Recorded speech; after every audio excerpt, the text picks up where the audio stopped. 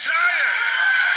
We need Get so president who understands to keep her composure. we're sick and tired of being sick and tired. I know life is hard. Sometimes it makes you want to cry. Understands the American But when I've been to it, it had me, bugging my eye. The flavor of pie, understands bugging my we're sick eye. and tired. For the season fries, baby, it had me bugging my eye. Ain't no surprise, baby. Understands the American Got me bugging my eye. of being For the flavor of pie. Come on, baby. Do the monkey leg. American people Yeah. The centipede leg. And the sambo shuffle. The butter biscuit bones. When I eat the pie, it had me just it had me. I say it. It had me bugging my eye. are sick and No surprise. tired. I'm bugging my eye. For the flavor of pie. Understands Bugging my eye. Yes, that's right. Something inside got me bugging my eyes. Give me the extra side of red beans and rice. Yeah, that's right. 'Cause I'm bugging my eyes. I said I'm bugging. of being sick and tired. I figured a speech like that needed a soundtrack. Why are the words on the line so small?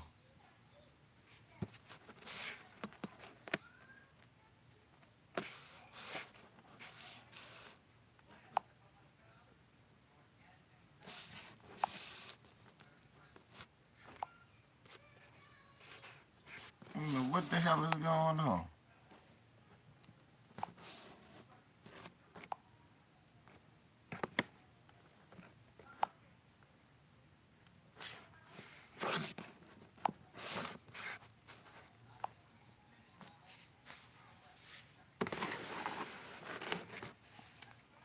What's up, y'all? LVZ, man. Back hollering at y'all, man. I want to jump. Look at this shit. When in your real life, look how Donald Trump. Oh, I like this nigga. Oh, massa,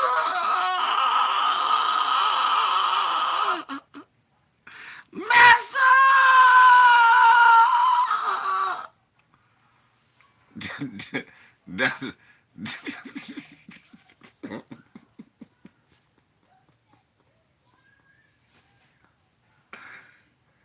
In your real life, have you ever done this? Massa!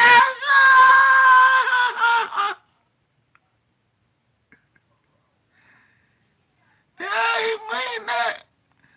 Hey, Trump was sitting there smiling. Oh, I like this nigga. He's a good nigga. What? It looked like he's singing every spiritual. So Tim Scott, that's who I meant to send this to. Let me send this to Lisa True Roll. Jesus.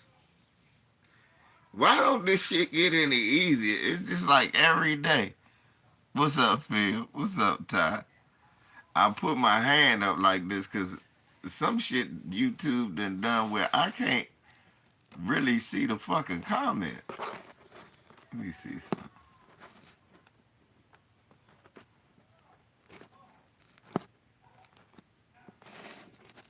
Let me see if that work a little better. Type something, somebody.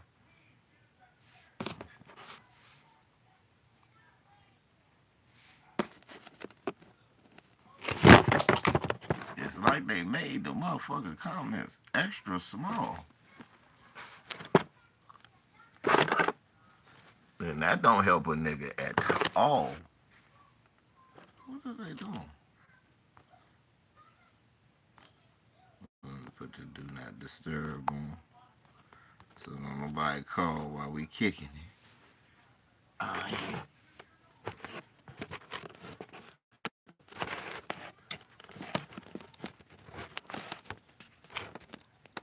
Man, Mark Wonderlich in the morning.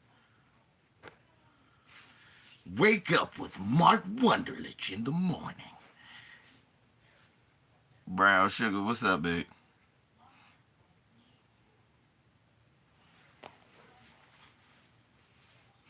Man, Tim Scott, though, decided to figure the best way to be vice president was do that shit you just saw.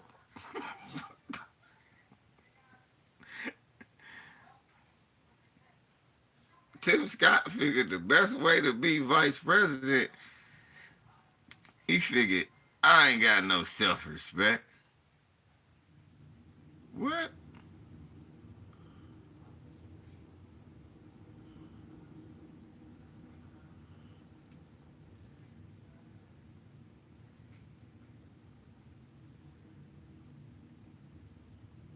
Now, how do I got two lives up at the same time? This is crazy.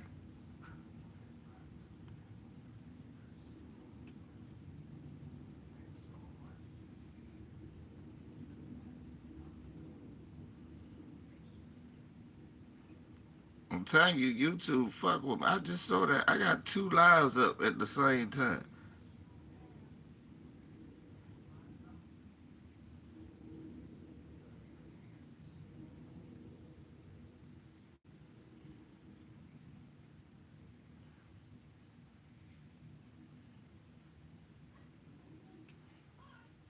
The crazy shit I done never seen.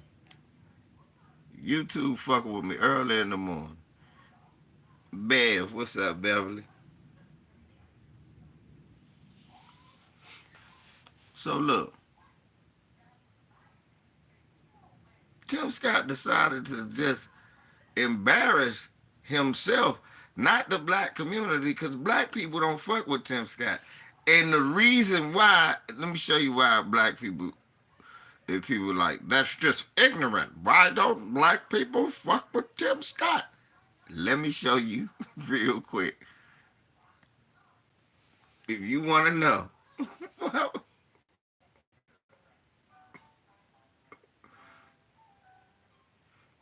folks,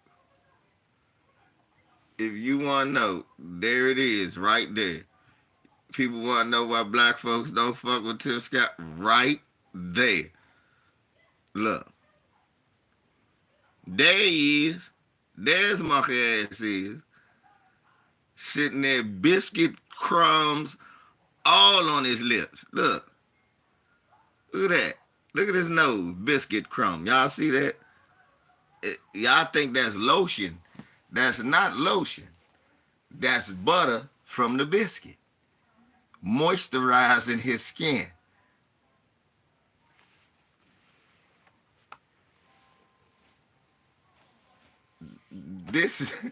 That is amazing. To kiss that much ass to where I'm shocked.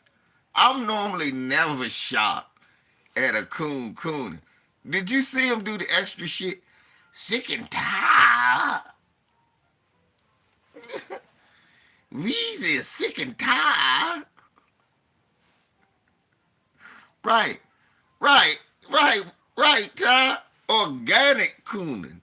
That cooning was from the soul. he meant that cooning he did, boy.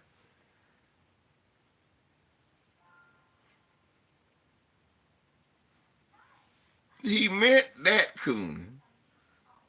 That wasn't no accidental cooning.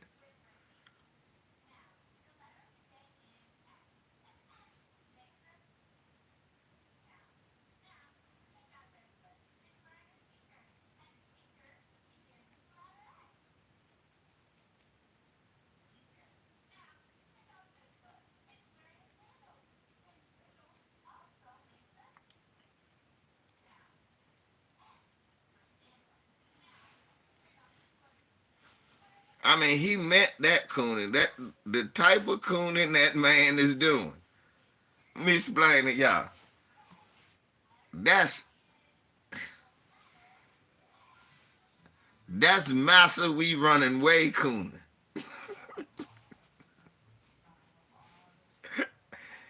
I don't give a fuck what nobody say.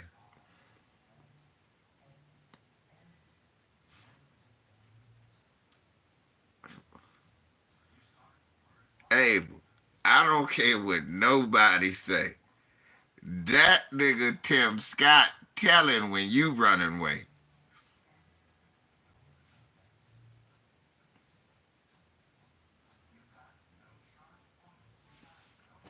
Well, I appreciated my love.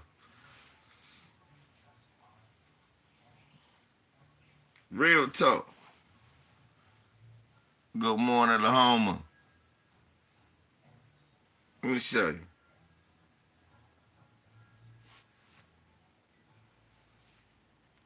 Let me show you. That's that massa. Mahari and the niggas is running away. Abel and the niggas is running away. Massa. That nigga Abel's done riled up the niggas. They running ways.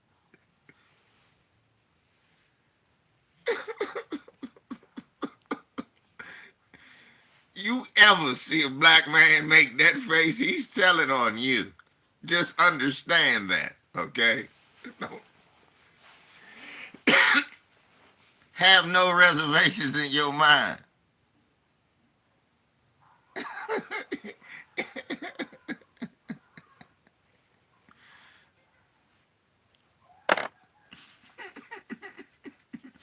What he second time? Is you is or is you ain't Wazati?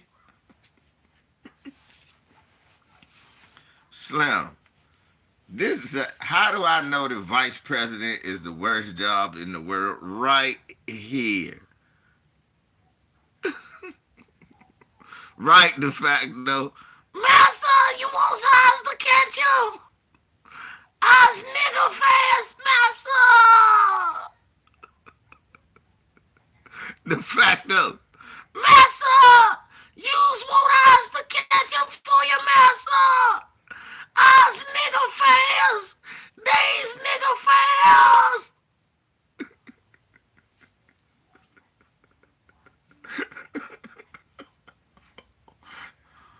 Lord, Lord, Lord, why is they running away? Us bake your cake, massa. What the hell? What in the hell? What are you doing? This is the type of nigga who just said, fuck my legacy.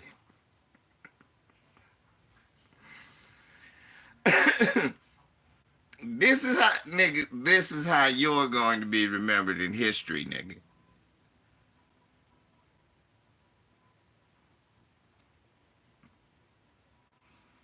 This is the highlight of his life. Niggas gonna remember this. Your grandchildren, yeah, that's my granddaddy coon ass, old coon ass.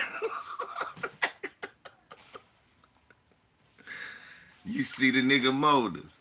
Then you get married to a fake white woman, Tim Scott. What? Tim Scott, we know you're moist. Tim Scott is engaged. And Donald Trump said He got engaged. Nobody thought that would happen. That was his nice way. He said, we all thought he was moist. Moist linens in the toilet. Nobody thought he was getting any. We know we know he has a hankering for pussy. I'm just saying. We all know that, everybody.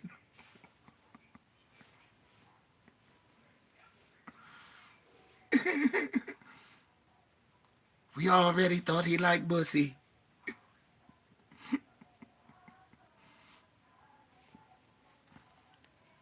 Let me show y'all a picture of the fake white woman.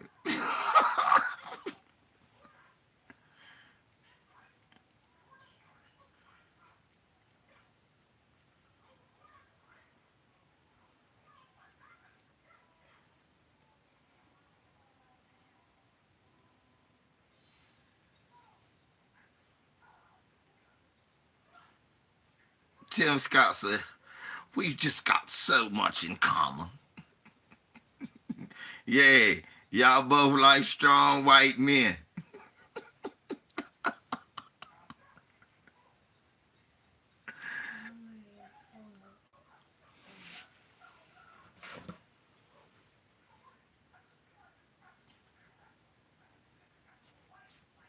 Where's your socks? Oh.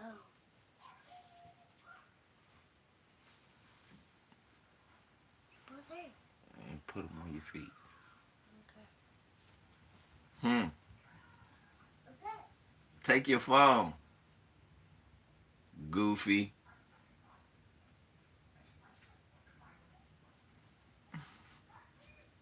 Sit down and put your socks on. They can't see you. Me shy now, y'all.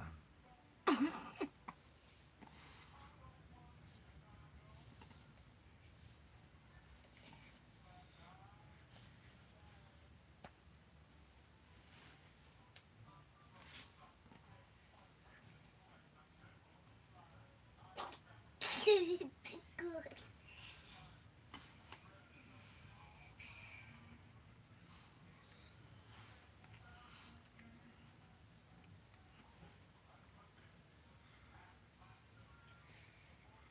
Who took the picture? This is what I want to know. Who took that picture?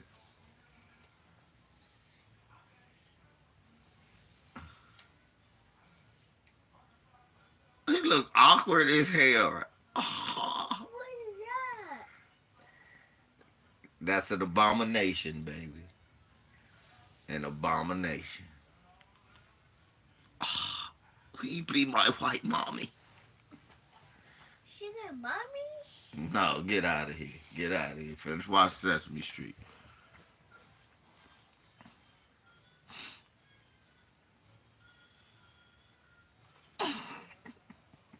You say Tim need to say to speak. This is Candyland, nickel.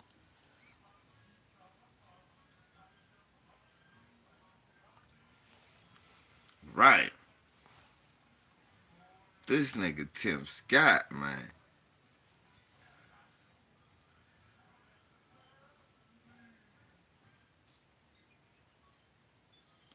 Who took the picture? Who took the picture? She got a hand in her pocket.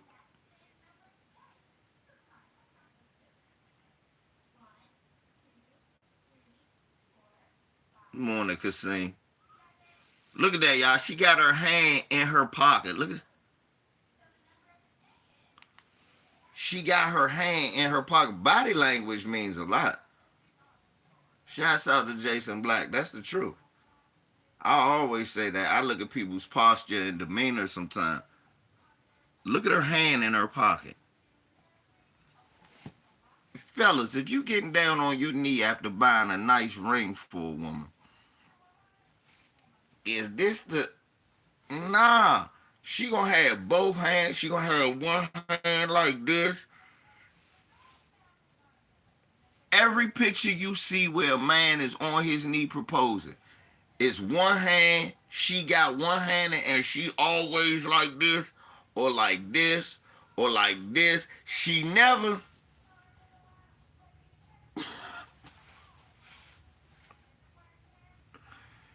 looking like she looking for some loose Skittles in her pocket or something.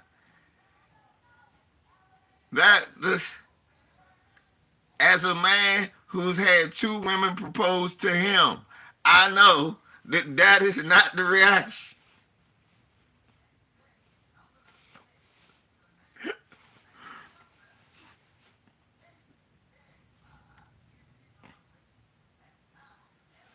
It was cold. Bitch, you better get your hands out your pocket, bitch.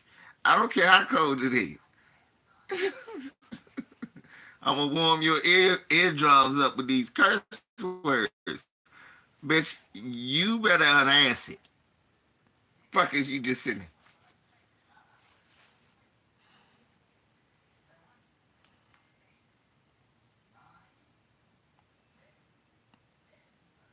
What's up, Bam?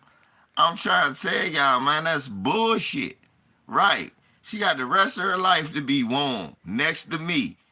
She can be her left hand, her motherfucker right hand can be cold.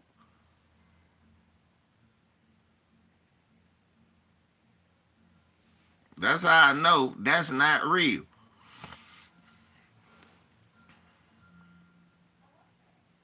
So Tim Scott likes Bussy. I think we all Tim loves Bussy. I think we all this really not what brown sugar. It's the truth. Tim loves Bussy. I'm going to type that in the chat room just so everybody knows.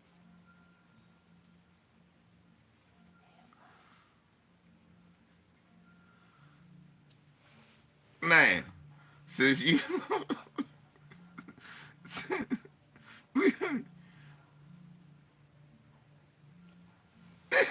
she said I'm taking a black. I mean taking a back.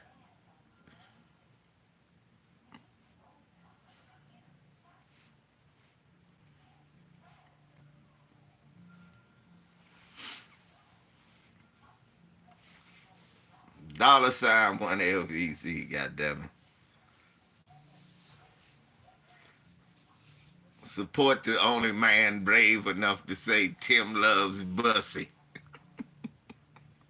The only man. Come on, man. Everybody know that's Tim Gillum, man. That nigga. That's why. Look, just like Andrew Big Bussy Gillum, man.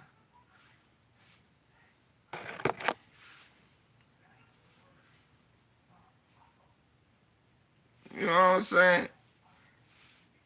You gotta live his truth. Get the fuck away from me with that shit. But live your truth. Fuck on away from me with that shit, nigga. But live your truth.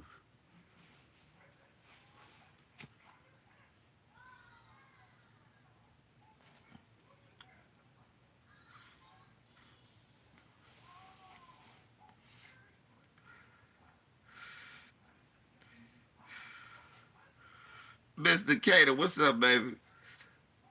Mr. Cater, what's up, baby? Let me tell you something. For all y'all that don't know dollar sign one LVZ, to my baby Mr. Cater, Tim likes Bussy. I don't know if you knew that.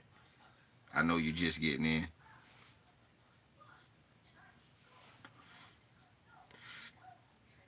Hey, DJ Reese. Tim off his Fleece Johnson tip. Good looking Ty. Thank you, Ty. Shouts out to Ty for hitting that cash app. My brother, good looking. Ty, you already know. Ty, can you let Mr. Cater know what Tim like, please? I want Ty to handle this for me. Ty, because Mr. Cater, she late. She just getting in here. Let her know what Tim likes. What does Tim like, Ty?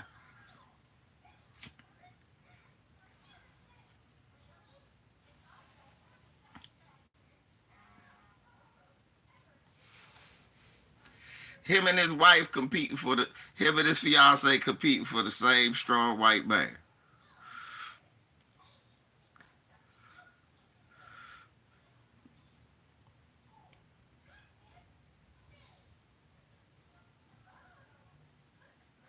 I mean the same strong white man.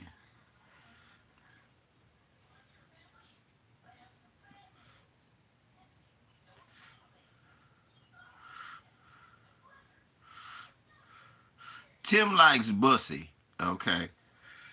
Niggas scared to say it. I ain't scared to say it, okay?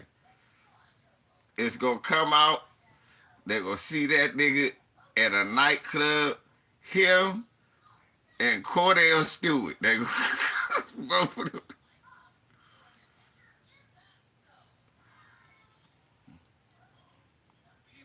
Are sick and tired of being sick and tired. We Look how Trump smiling. need a president who I like this nigga. understands the American people are sick and tired of That's right, being nigga. sick and tired. Oh, I love the way that nigga bucks his eyes. You see how Trump smile? I love how that nigga bucks his eyes. Do it again, nigga.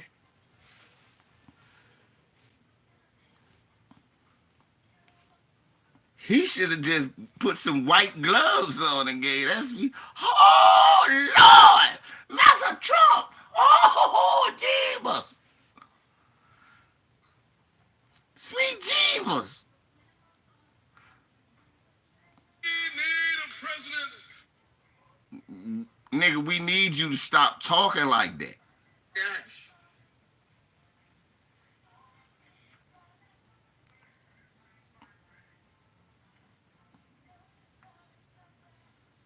We need you to stop talking like that.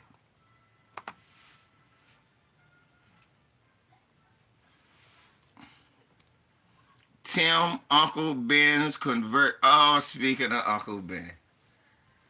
Ben Carson back now.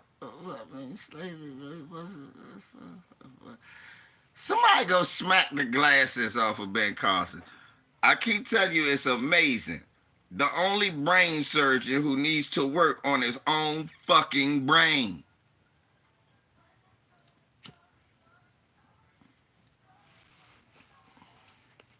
Rain Man 2, the brain surgeon version.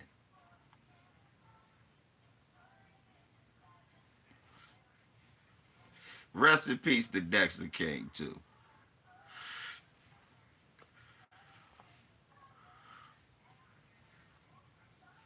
Tim is the love he spent for politics. Hey, man. Fuck is wrong with Marlon Wayans talking about it's silly? The nigga who dressed up as a white woman saying that it's silly, it's a silly argument talking about wearing a dress.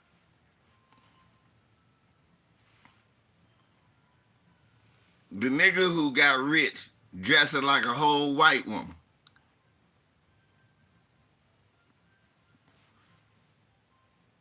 Saying black men in a dress is a silly argument. You would say that with every brother you got wore a dress.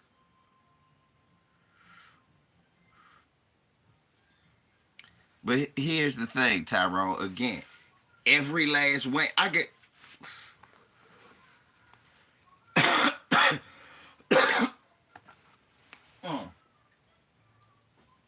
Every last one of the Wayans brothers done something suspect. Reef, what's up?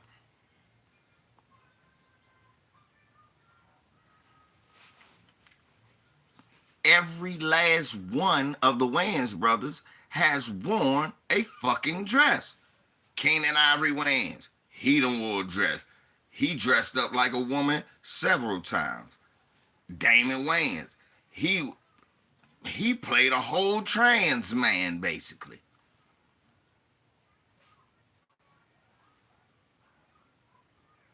Him and Sean done wore dresses.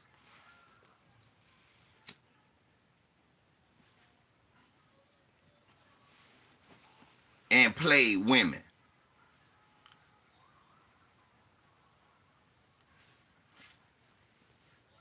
They could be like, well, what's the problem with that? A nigga playing a woman. This the problem. What's up, talking to Grubber? This the problem with a black man playing a black woman. It's more black women than it is black men in America. What's up, Lala? Let me say that again.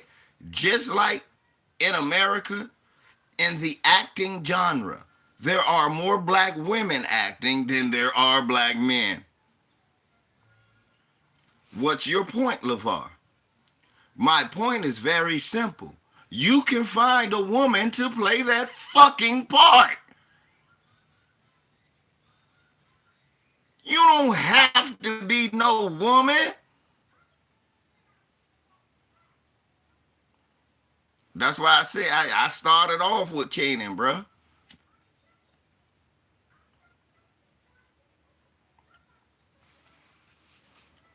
I don't even know if Damon Jr. is even straight the way that nigga act. He act extra moist too.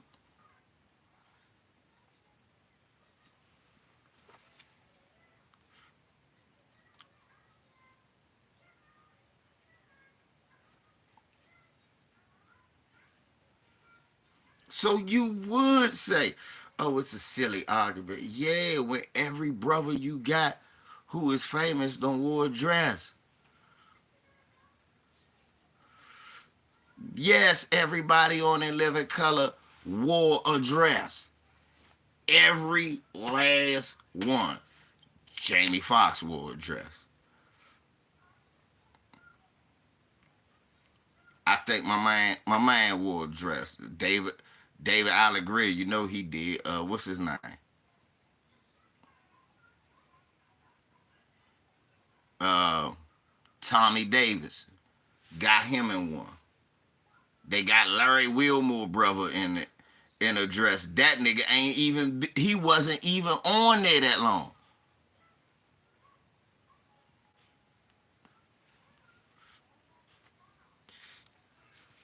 We know Jim Curry wore a dress. Shit. They got Jim Curry to play a steroid woman.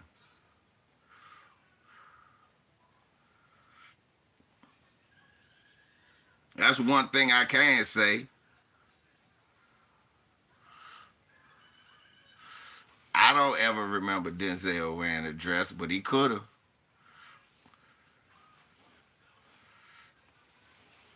I don't ever remember it, but he could have.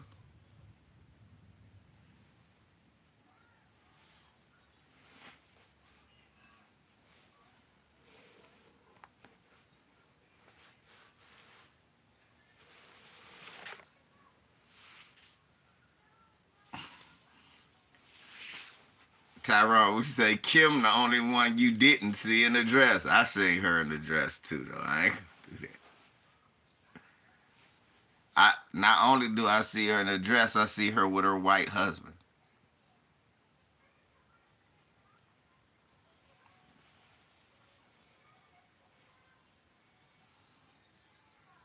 Oh no, Kim Wayans is very much married to a man, a white ass man. Y'all better Google that. Watch this.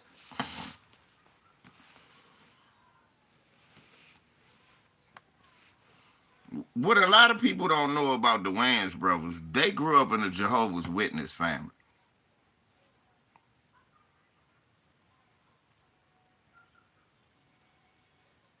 A lot of people don't know they Jehovah's Witnesses. I know that because I grew up in the Jehovah's Witness family.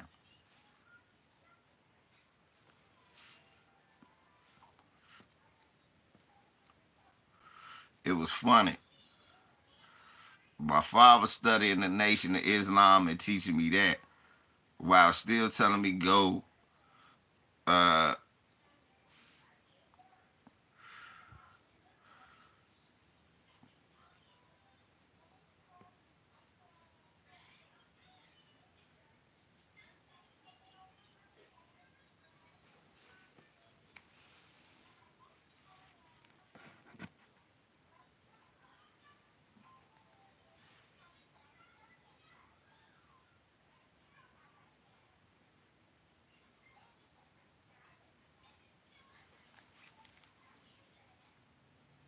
And look what it said.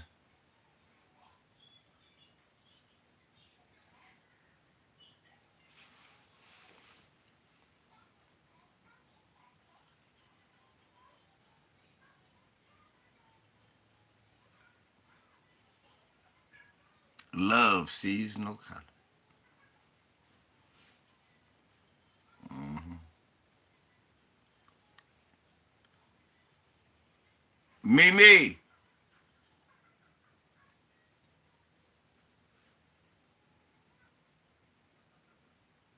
Oh yeah.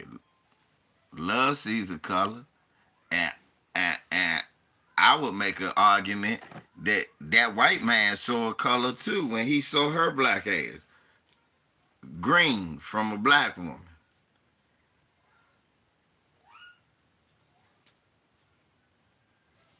Do not think. You think he ain't look at what happened to Halle Berry and went, she.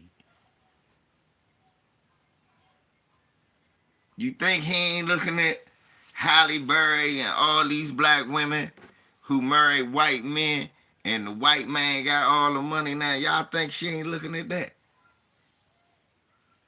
What's happening, Bert?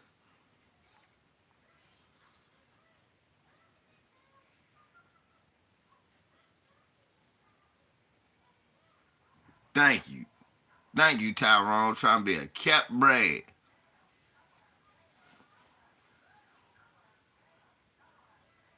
Right, Lala. He saw black gold. Texas T. He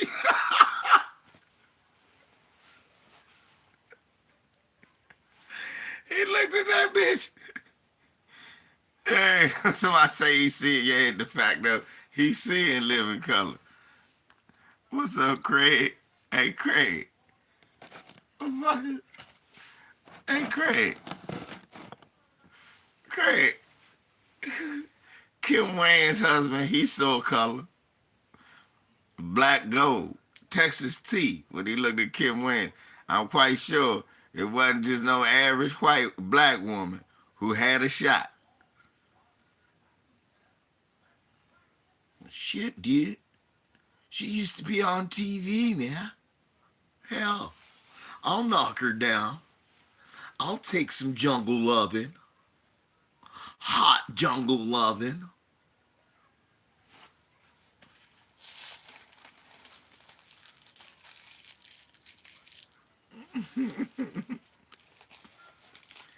Oh, she telling all the black community secret. Damn right he see that mean green.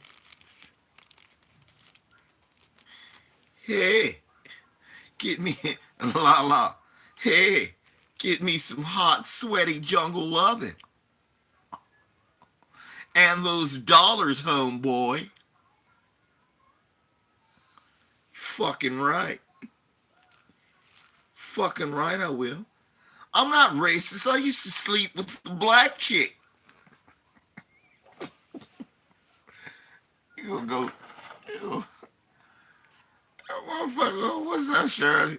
That motherfucker had sex with Kim Wayans and vote for Trump and say, with a Blue Lives Matter sticker talking about all lives matter. Say, I'm not racist.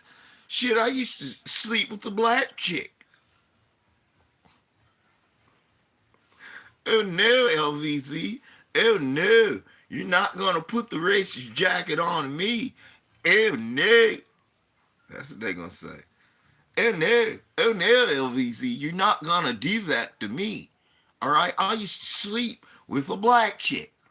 So I can't be racist.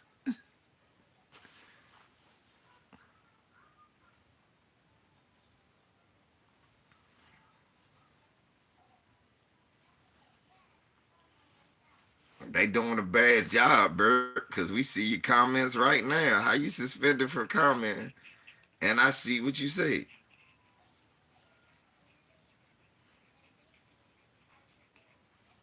Yeah, now, LVZ, you're wicked, man.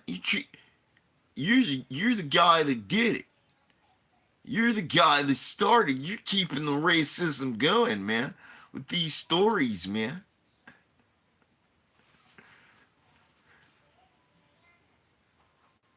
think tank. They're coming here with that hard shit, man. I can't be racist, man. I used to sleep with a black chick. All right?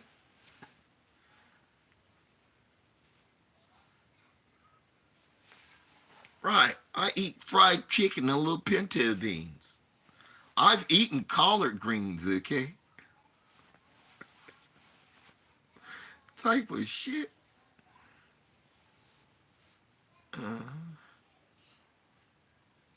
Mm-hmm.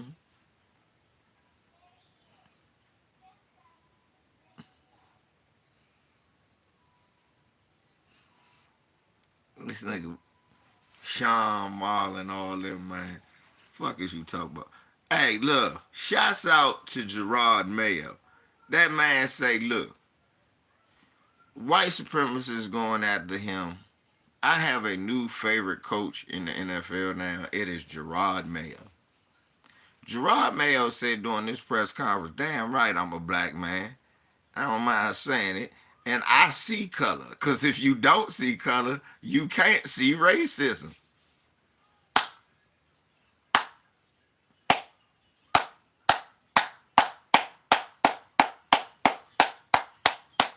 Bravo.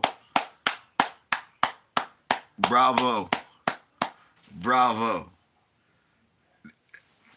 The greatest press conference I ever heard in the history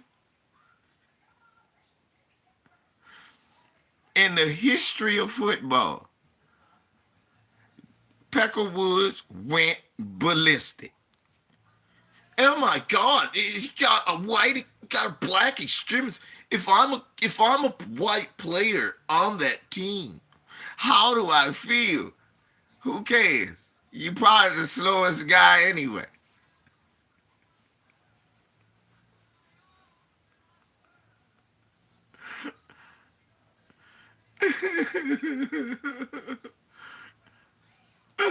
He said, I'm not racist. I watch Ticket TV and Jason Whitlock and Carcina.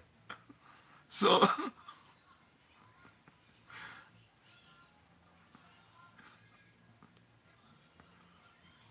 yeah, he is.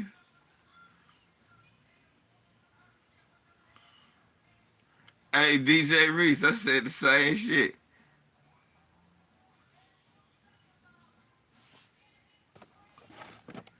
Look, I'm going to play it in complete contrast to. Now, I want y'all to listen. All right, watch this.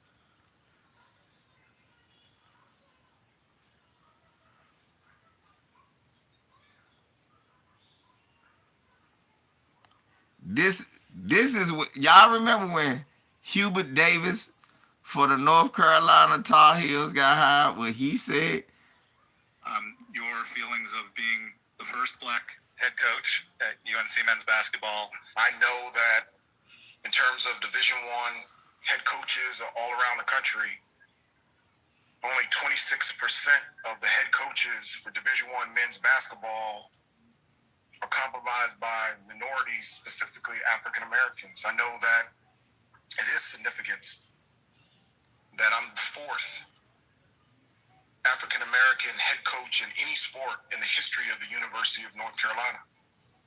I'm very proud to be African American, but I'm also very proud that my wife is white, and I'm very proud that my three beautiful, unbelievable kids are a combination of both of us.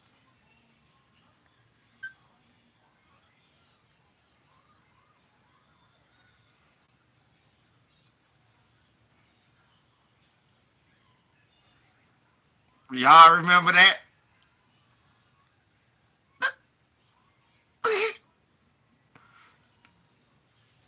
that that was Hubert Davis.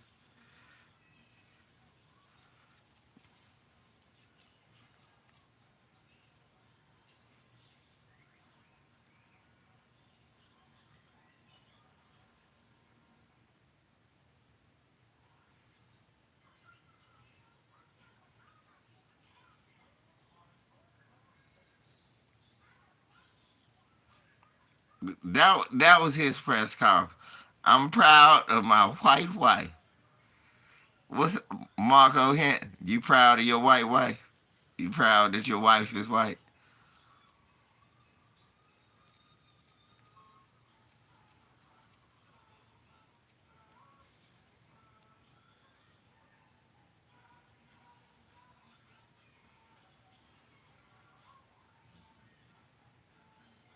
I do see color because I believe if you don't see color, you can't see racism. And whatever happens, black, white, disabled person. I've always, even someone with disabilities, I always, for the most part, people are like, don't, when they're young, they kind of make the spot hot. Younger people know what that means. But what I would say is, like, no, I want you to be able to go up to those people and really understand those people. So it goes back to whatever it is, black, white, yellow, it really doesn't matter, but it does matter so we can try to fix the problem that we all know we have. I do.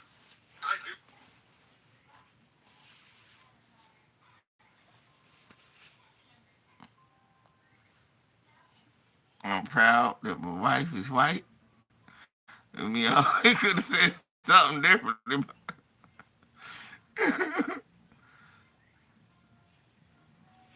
Yeah, Milwaukee.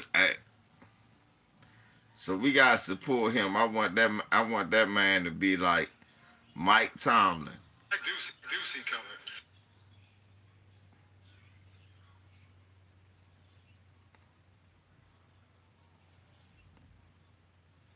And I'm glad he said that. I'm tired of black people getting scared. Don't get scared off of saying that you see race. Yes, I see race. You motherfucker right, I see color. And I see clearly too.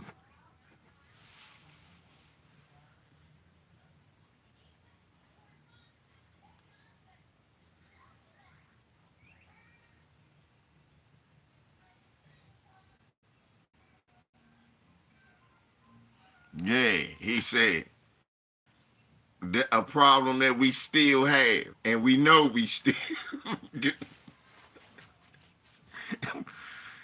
I like how he ended that too. I like that too. That problem that we still have, that we all know. I don't want to hear this bullshit, right, Jerod Mayo?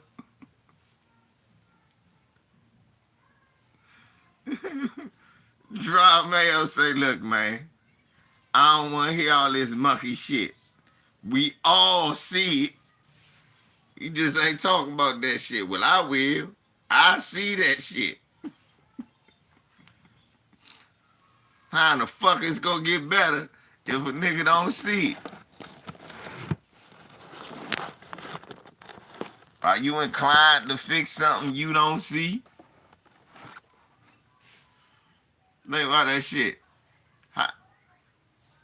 How, how much more inclined are you to fix something you just don't see? Yeah, Dr. King son died from prostate cancer.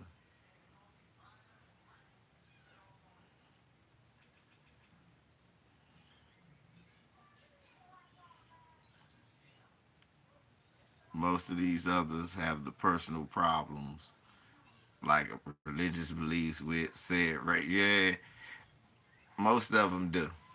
Most of them do got her. Most of them a bunch of Nikki Haley's and Vivek Ramaswamy's. Had red, black, and green uniform.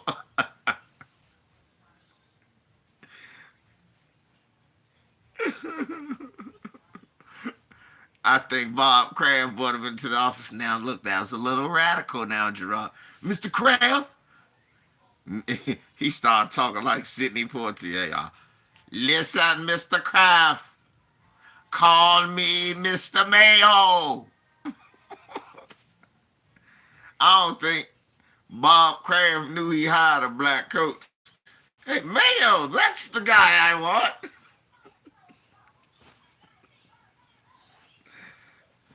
Look, after that press conference, you never heard white people who say they hate Mayo so much.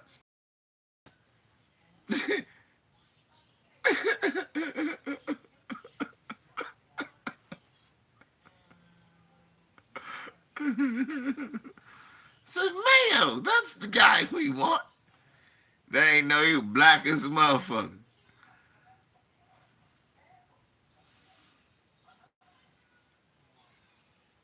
Yeah, they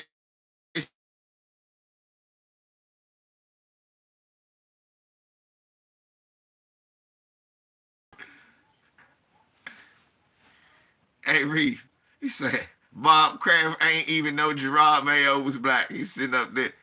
He said, Bob, look, and Bill Belichick, the one who recommended him, he was being slick. I think you should get Jerod Mayo. Mayo? That's a great. We're in Boston. Everybody loves Mayo. This is Boston.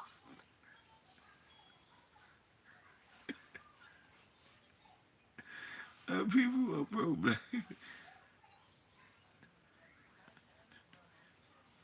Yeah, ain't no smoke for y'all. It's not Giannis' fault that the coach got fired. Only LeBron get coaches fired.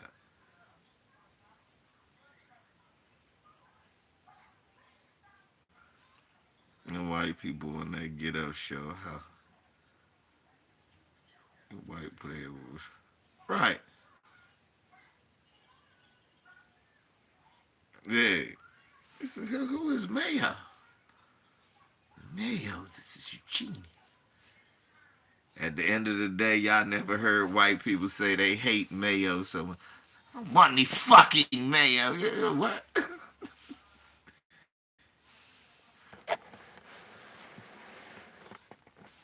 The first time you heard white people talk about how they don't want no Mayo.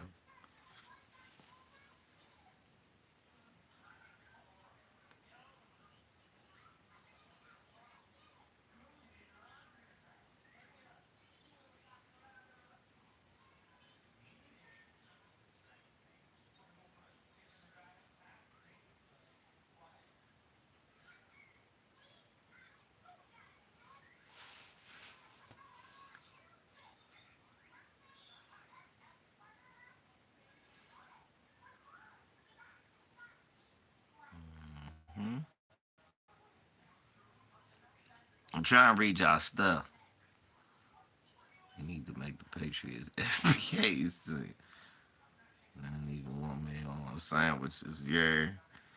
RG3 and Gruden. Hey, I'm on RG3 side. I normally ain't on Bobby Griffin Jr. side. But this how on code I am. I'm not gonna be on no racist white man side. First of all, y'all,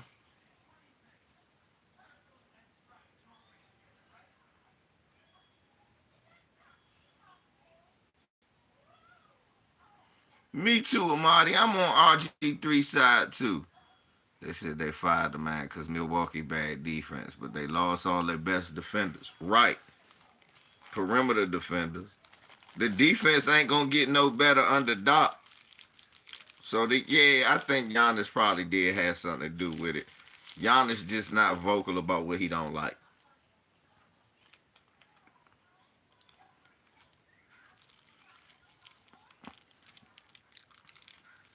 That's Jay Gruden is John Gruden, bro.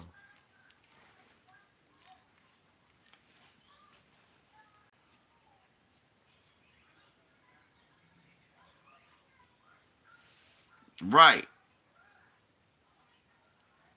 RG3 is the Tim Scott of football. Nah, RG3 not the Tim Scott of football. He might have been the Sheriff David Clark. Nah, he the Omarosa. He the Omarosa. He the Omarosa. He the Omarosa of football.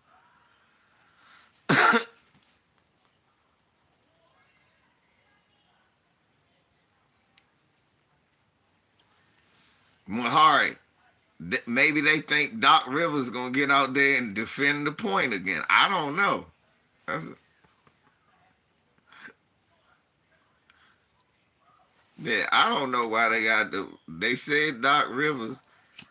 I mean, that's what I said. I said, man, oh.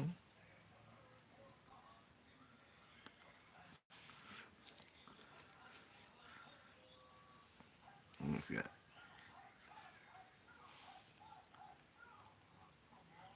DJ Reese. No, that don't. Cause so has Richard Pryor.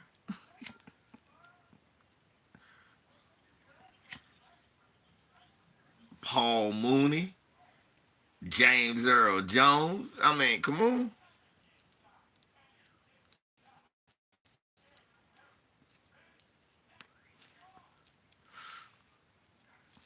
So we can't put him. We can't just because of that put him there. We can put him in the Simp Hall of Fame. Definitely. Cause he married. He married. Doc can't coach unless he has a prime KG. Prove you wrong. Easy. He didn't have a prime KG and he won a championship.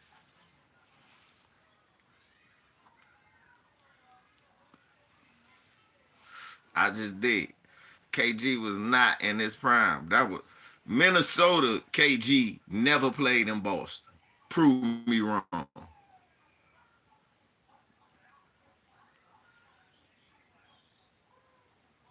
No, he never had a prime KG.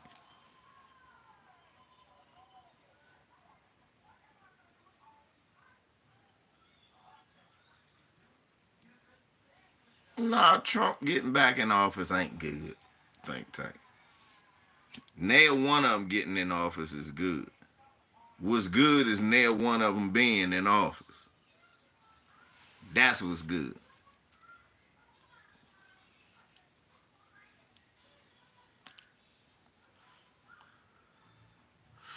Right.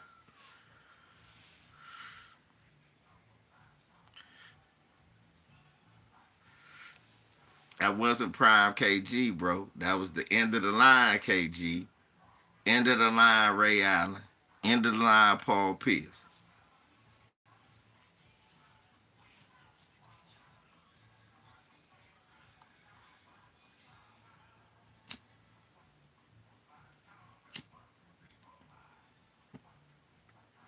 I mean, has Doc Rivers ever really coached a team other than the Celtics you really thought was going to win the championship?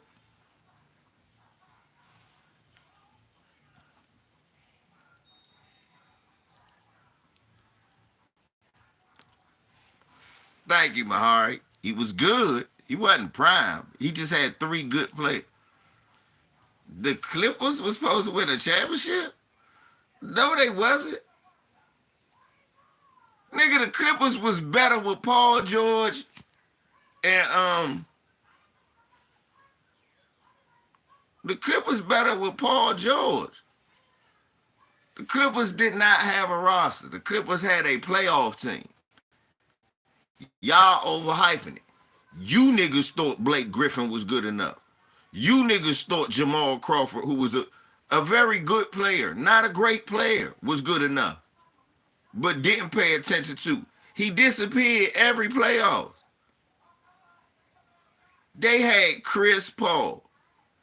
You niggas forgot that they was a lottery team with Blake Griffin doing all them dunks until Chris Paul came. You niggas forgot.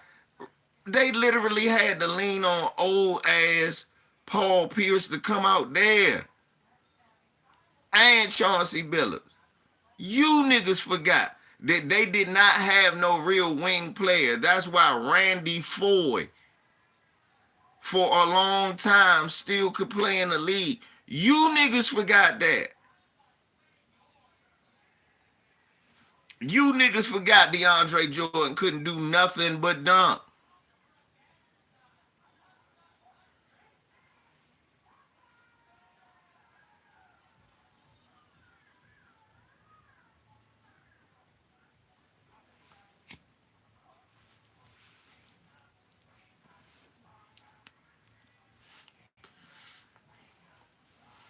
They blew a 3-1 lead to a better team.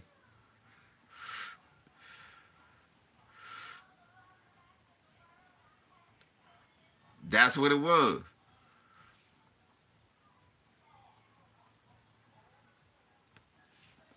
That's what it was.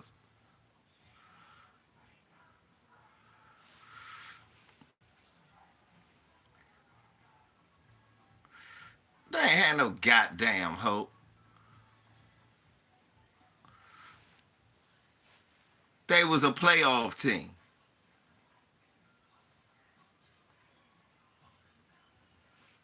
They was a playoff team.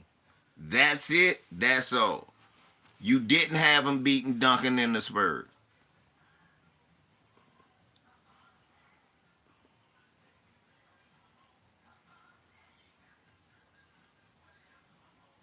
Y'all motherfuckers get that is the brilliance of Chris Paul. Them teams was some shit without him.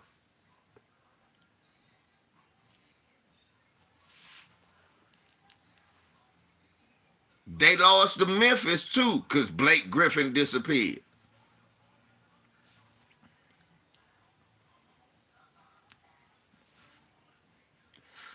Remember Zebo bitch Blake Griffin?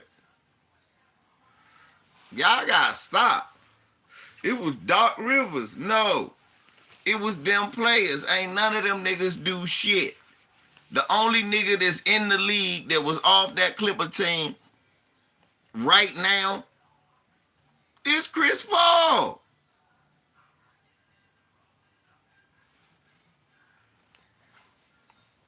Brandon, you can't say that. You don't know that. We don't know that. Point is that y'all wasn't winning it anyway. Y'all didn't have enough defense.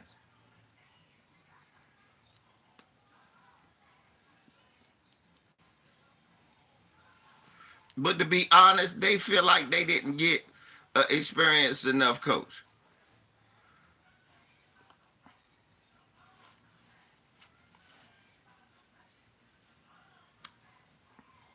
Yeah, Doc was the king of flopping.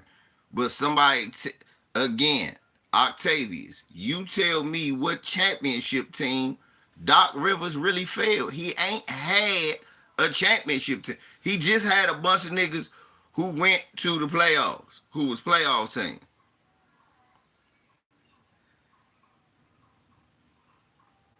Then it's because y'all not good enough, Brandon. And y'all niggas need it. Doc Rivers ain't on the floor. The 76ers, so the 76ers better without Doc Rivers?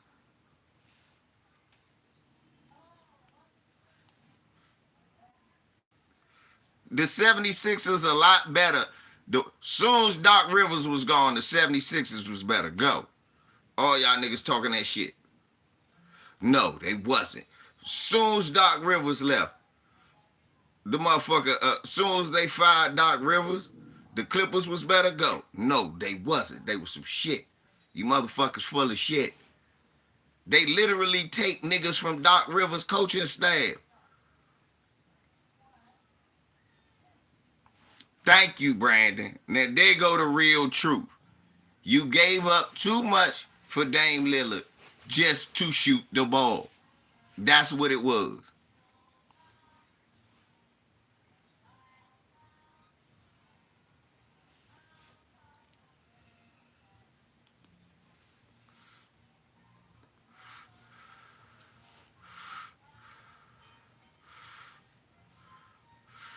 Nah, Amadi, I disagree. Jamal Murray, the reason they blew that 3-1 lead. Leonard and PG gave them an assist. But giving up 40 to a nigga was why they lost. They could have went missing and still won one of them games. Brandon, and again, that's why they getting Doc Rivers. They not doing the pick and roll as much as they should.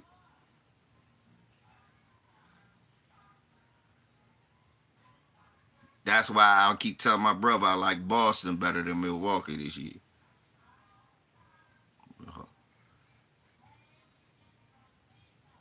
Instinct Entertainment. You said it right. Motherfuckers was hyping up Blake Griffin. And I was saying that then. I said, man, he all hype. Like what? I'm like, man, remember, I came on here, I said he a fake ass Sean Kemp.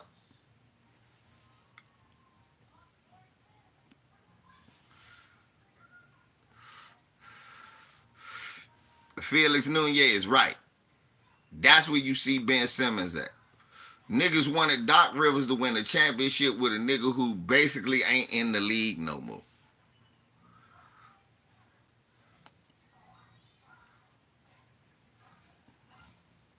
Right? He should have. Like LeBron pushed for Westbrook and people killed LeBron. No, the 76 is better because Embiid got better. Exactly, Amadi.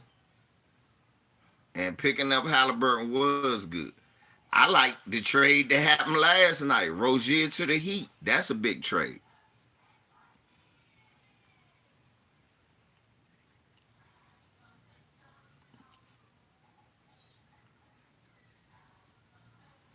Nah, Josh Smith good.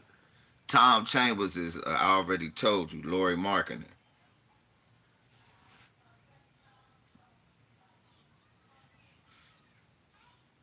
Right. And the proof was in the pudding because as soon as you got rid of CP3, the Clippers wasn't shit. Right, Amadi, this nigga jumped over the front of a car and dunked. And no, Chris Paul won't win the championship, unfortunately. I don't know where Russell going, but if he's shooting like this, he don't need to go nowhere. Sean Kemp or Blake Griffin, who was the better in-game dunker? I'm going to give it to Sean Kemp. I'm going to tell you why. I'm going to tell you why, Ty. A lot of Blake Griffin's best dunks aren't really dunks. They throw-ins.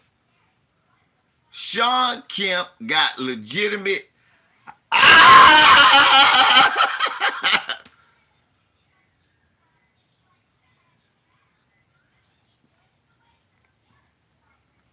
Like, seriously, out of his top 20 best in-game on niggas dunks, 7 of Blake Griffin is throw-ins, where he up and he just throws it in. He up so high, he throw it in. Sean Kemp joints up high and destroying the rim.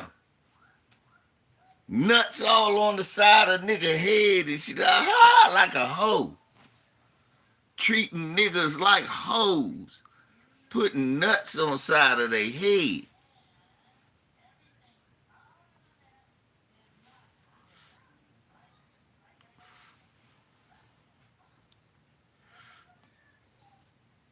All list of dunk in the playoffs, yes, super disrespectful.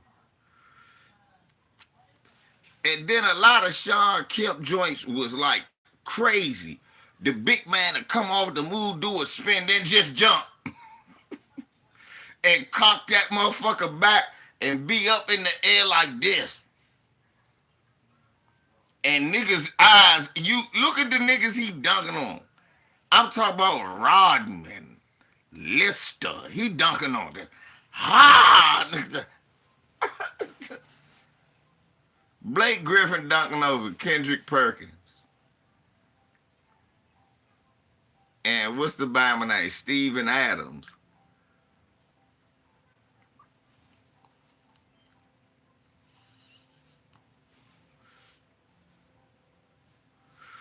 The way he did the spin move, or where he dunked on motherfucker Chris Gatlin so motherfucker hard.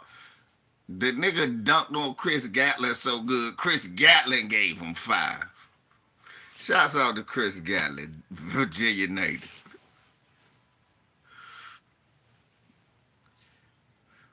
Who remember that dunk? That nigga dunked on a nigga so good, the nigga he dunked on gave him 5. All right, nigga, you's a bad motherfucker. Yeah, he was. Austin Lister was the 1990s version of Kendrick Perkins. I can give you that. I'm on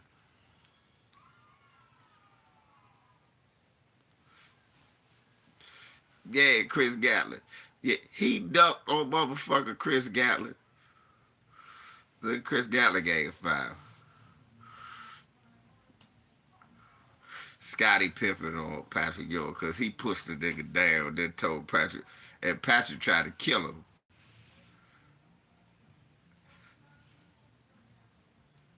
Anytime a nigga try to murder you after you dunk him. No, watch this one. HM3. Come on, man. Why you got to bring that up? HM3, don't do that.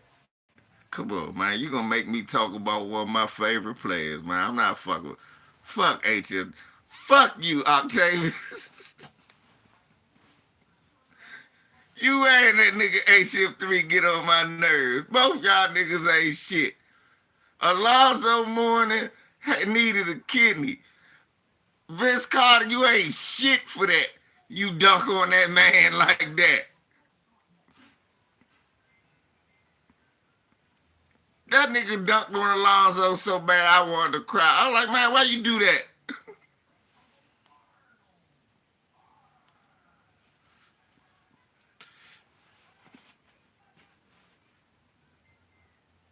That nigga HM3 Octaves, y'all niggas get on my motherfucking nerve.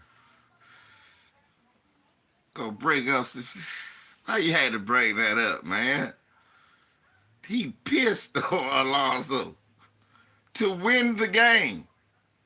That nigga won the game pissing on Zoe, man. That shit was wrong. He got up there.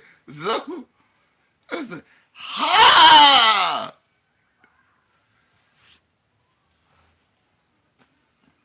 Dunk on my man like that. We claim Zoe. Zoe is ours. HM3, get on in here. You starting this foolishness.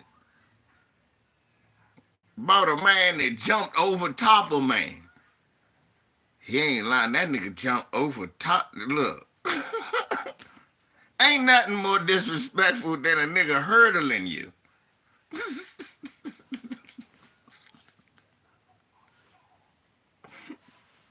Now that's disrespectful. You not just hurdling me.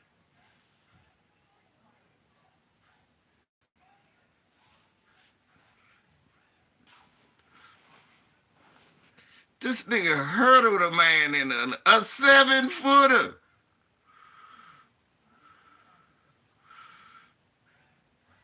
What you mean, damn near, bro? He did.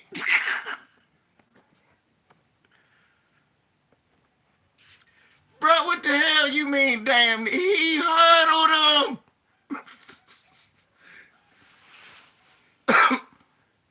He dunked on that nigga, other niggas on the team. Ah! Ah! They yelling at you. Didn't even do it.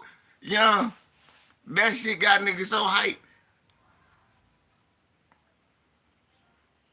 Niggas was so hyped, they was yelling at niggas like they dunked on them. Ah, nigga, ah, ah, yelling at the crowd. Everybody was terrified. I know I was.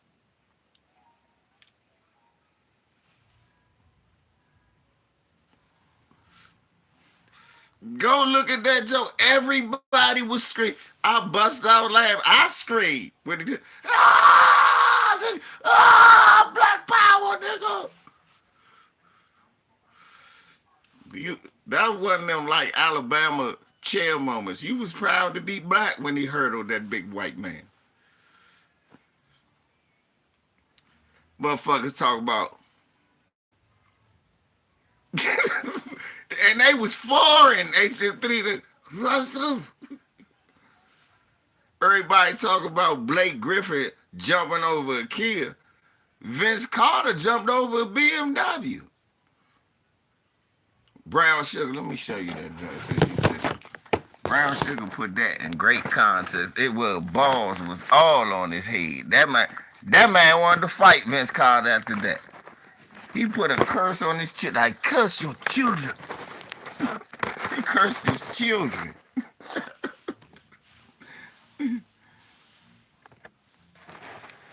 He wanted to fight Vince Carter after that. Beat you to death. And my country will stone you, nigga.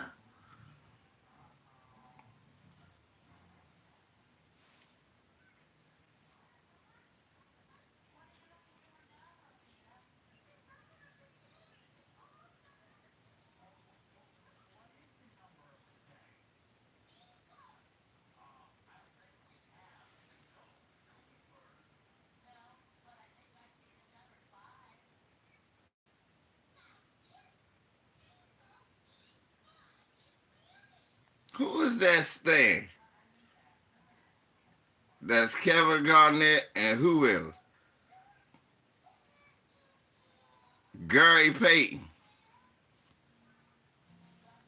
Look at them niggas stand. They like, God damn.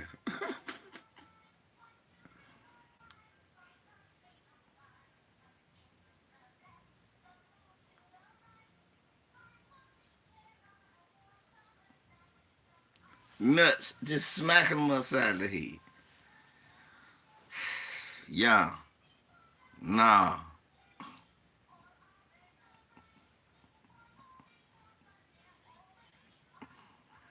I can't play it, man. They'll take this video down.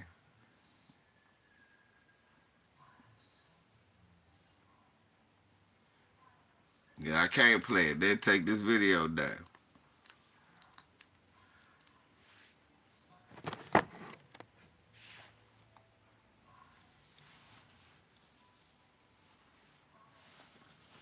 Vince got everybody. Vince gonna get you.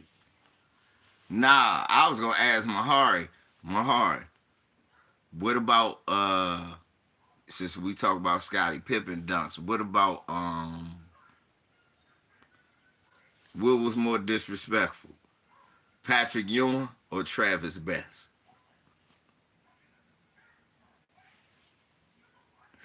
Yeah, Kobe did that to Dwight, just like that. But knowing what we know, Dwight stood there like this.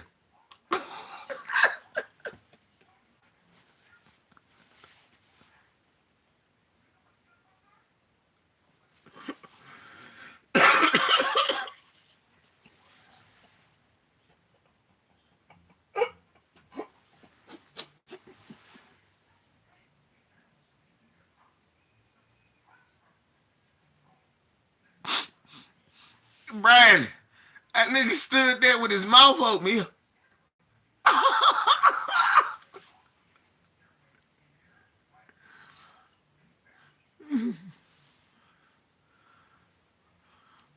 No. Let me show y'all the Kobe when he dunked on motherfucker. Oh, yeah, because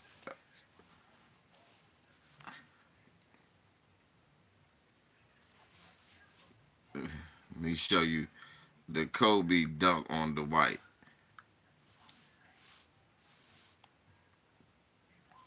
And once you see it, okay, Mr. Cater, baby, be good.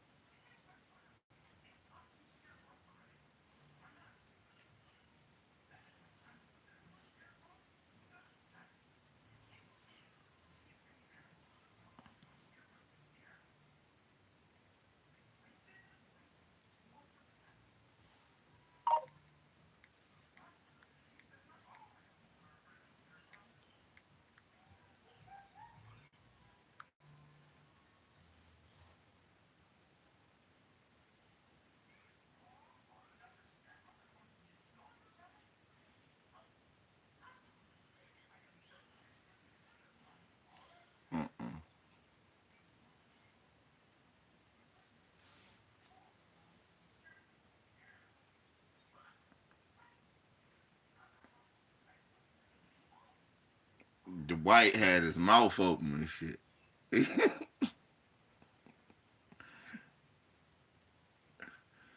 Look, I always thought this was one of the worst posterizations ever. Now I realize Dwight was just standing there like this.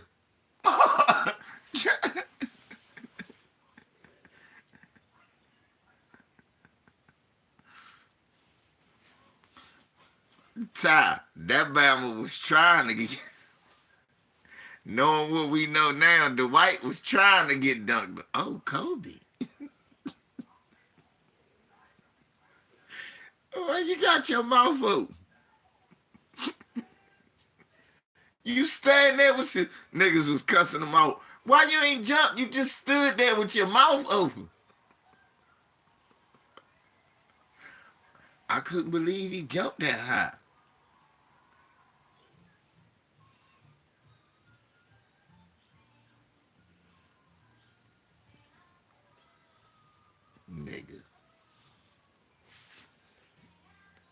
Nah, Mahar. I'm gonna go Travis Best. You know why? Travis Best joint was more embarrassing than Patrick Ewing. Patrick Ewing joint was an incredible feat. You know what I'm saying? That's a 7 footer. That's a 7 footer. You know what I'm saying? Trying to and he one of the greatest, a great shot blocker and one of the greatest ever.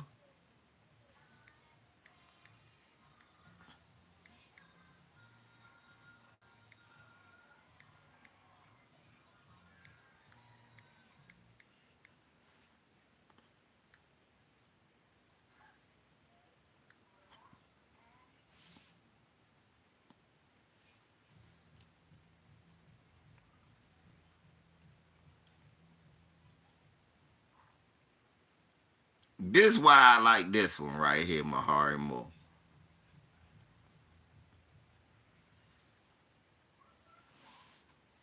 Cause look how low he jumped. He made that man. Look how low.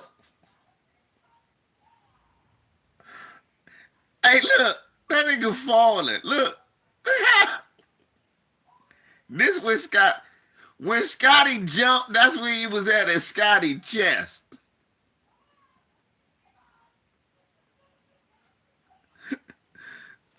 Scotty pissed on his little ass, my heart, like he wasn't there. That's what he made him look little as shit.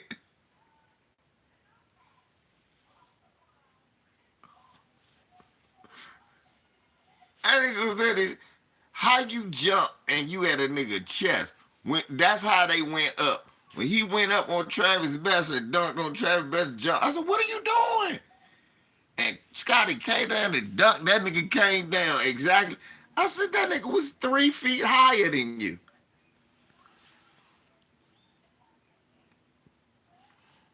Tyrone, don't it? It looked like Jabari trying to stop me from dunking on a Nerf court. It looked embarrassed. It was like that he was the first Brandon Knight. But Brandon Knight was running around catching L's everywhere. Niggas just power drive dunking on him. Crossing him over. Poor Brandon. Remember Brandon Knight had like a series niggas was making him fall. Dunking all over him.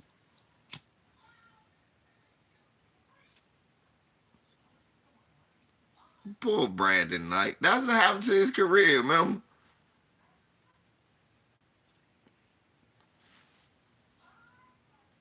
Not Brevin Knight, Brandon Knight.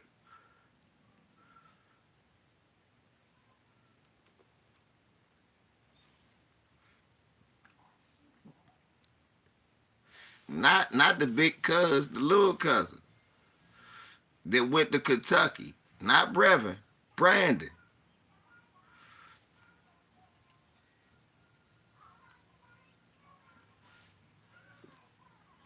You remember that?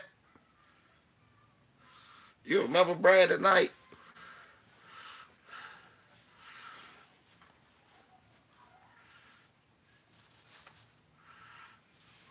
No, that's because that's New York. Go look at that joint.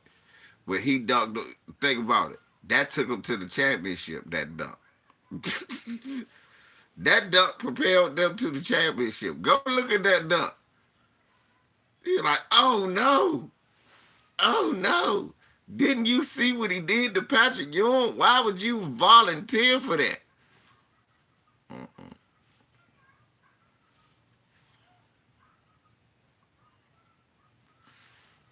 It's because it was Patrick Ewing. He didn't even push. He didn't even push that nigga to make him fall. You gotta see it. He didn't even push him to make him fall. You looking at that still picture at the end with this nigga like this. Remember, he basically, he almost made that nigga do a cartwheel in the air. That shit was hilarious. I said, damn, this nigga almost did a cartwheel. Scotty got some oh gods.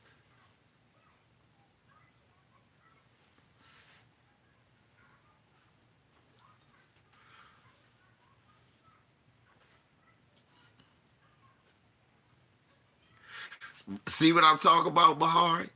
Scotty got some oh gods. Yeah. Bird cocked that joint back on him. Boom! It's like he punched that nigga. For real, it's like he hit that nigga with a punch.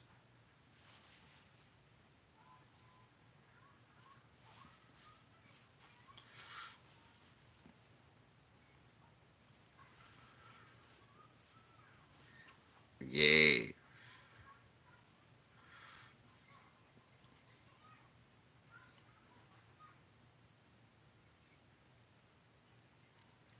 Right. Brandon Knight, Pistons, Milwaukee.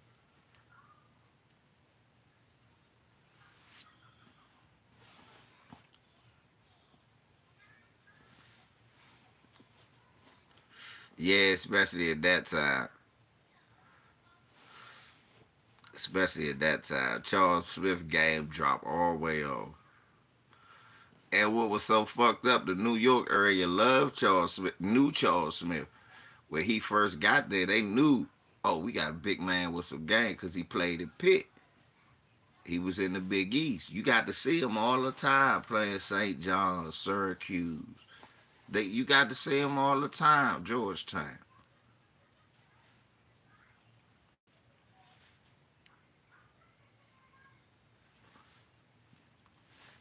The whole region had knew about Charles Smith. That's what was so fucked up.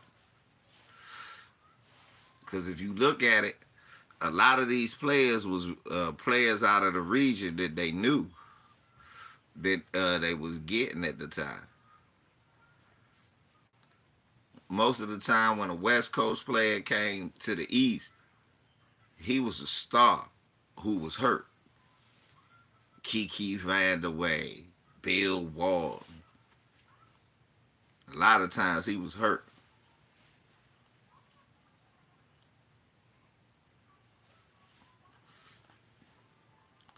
Not like now though. What else did I want to talk about? Y'all see Tiffany Cross cried about Joe Scarborough?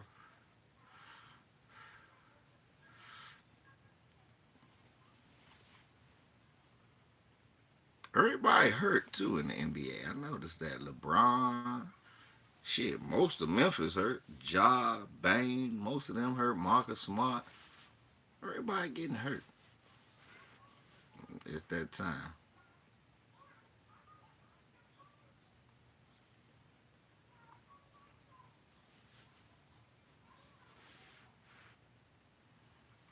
Oh, how Joe Scarborough got mad because she said that Reagan was a racist too, and Clinton had some policies. So don't sit here and say that, well, Reagan had policies, Bush had policies. Don't sit here and say that the only Republican, yeah, Dr. J. Duncan Cooper was a beast. Um, don't act like Trump is the only racist Republican. And he got mad at her and told her she don't need Joy Reid job. She ain't ready for prime time and this, that, and the third. And and it's a rule that when you go on Joe Scarborough, you ain't supposed to push back against what he said.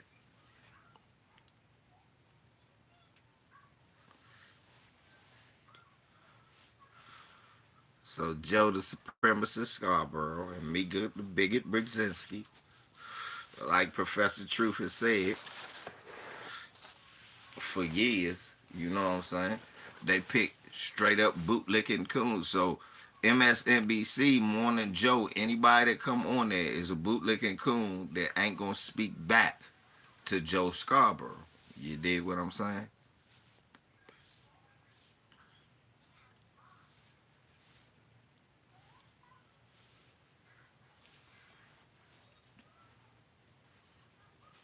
Right, Dwayne.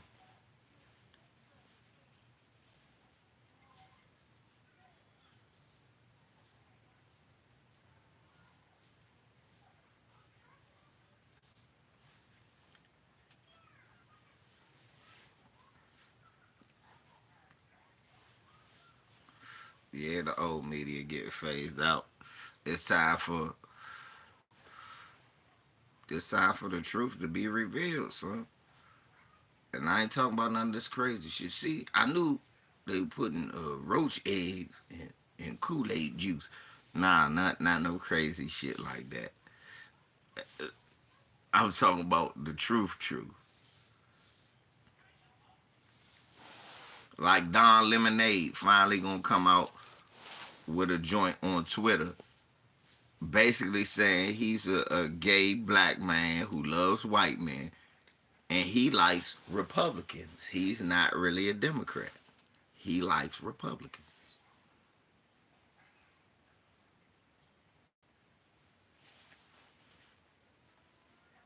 Yep. So Don Lemon about it, because he said he been listening to Ben Shapiro and guys like that. Why? He gotta listen to Ben Shapiro for Israel. He gotta listen to what? Why?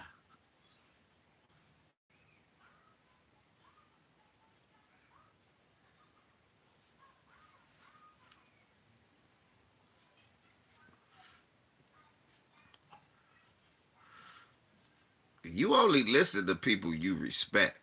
You and understand Ben Shapiro is not a journalist. He's an opinionist. So he respects the way that Ben Shapiro, BS, as Professor Black Truth calls, thinks. That means he respects how he thinks.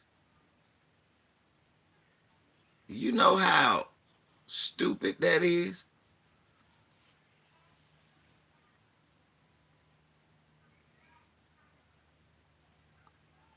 Mm-hmm.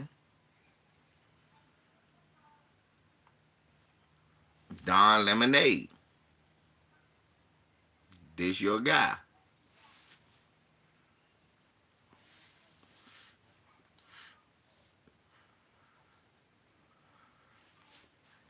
The guy that Mahari used to get all his news from, Don Lemon.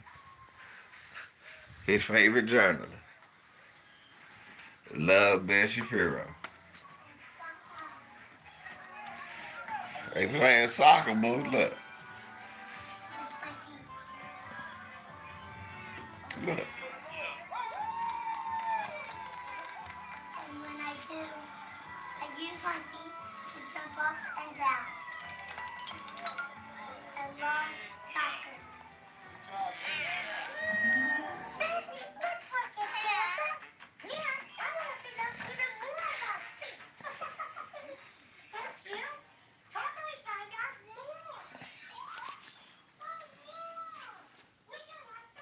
Elmo going on in the house, y'all. Shouts out to Elmo.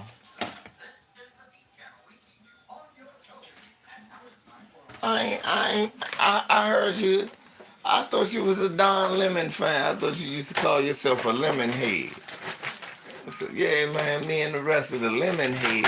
I said, lemon heads? She said, yeah, that's what us who FODs, the followers of Don.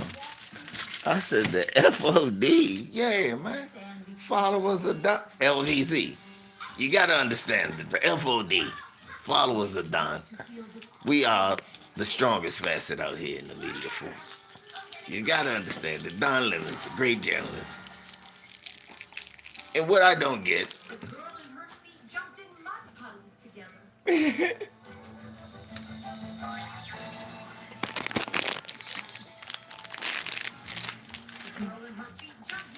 we're lemon heads.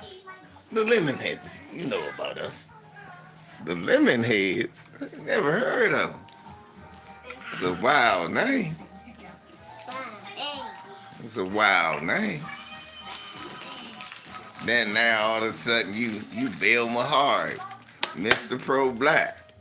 Ain't nobody blacker than you.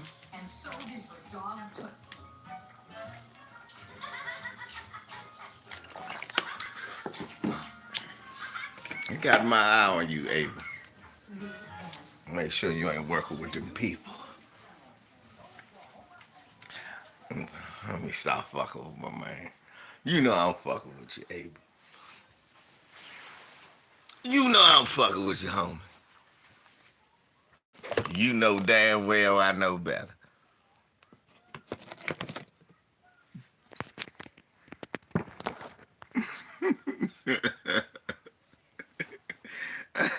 You sick freak. You know, put that on.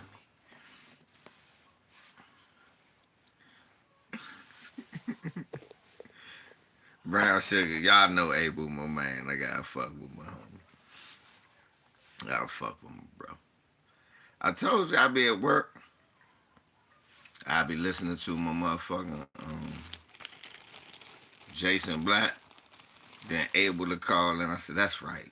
Go ahead, call in, nephew. Let him know.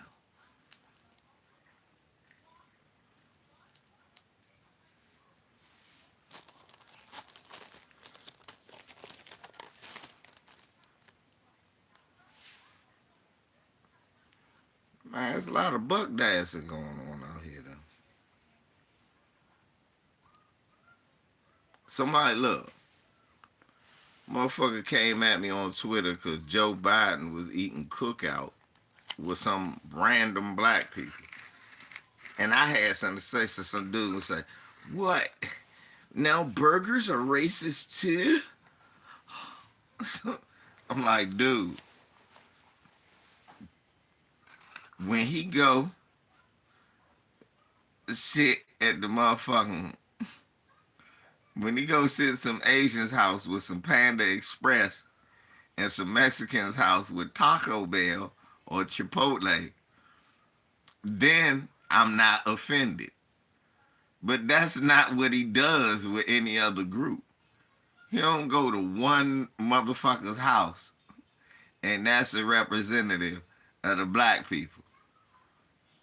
Talk about some student loan. Nigga, I didn't go to college.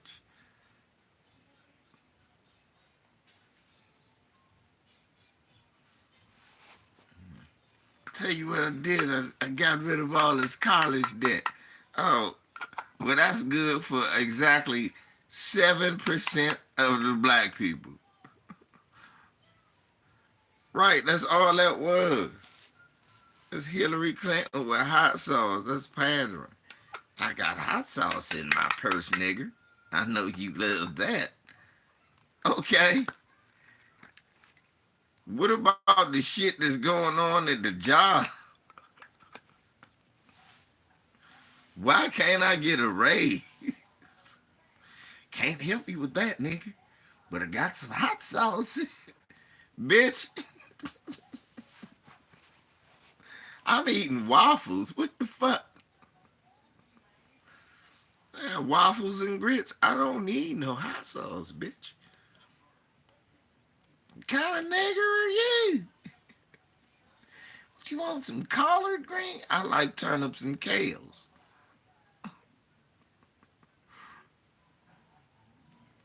That's what they think of you, for real. Jim Clap, I'm gonna fry these niggas some fish. That's what niggas want. Fish and fried okra.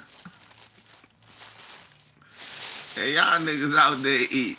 Y'all done sold the whole race out for fish and okra balls. That's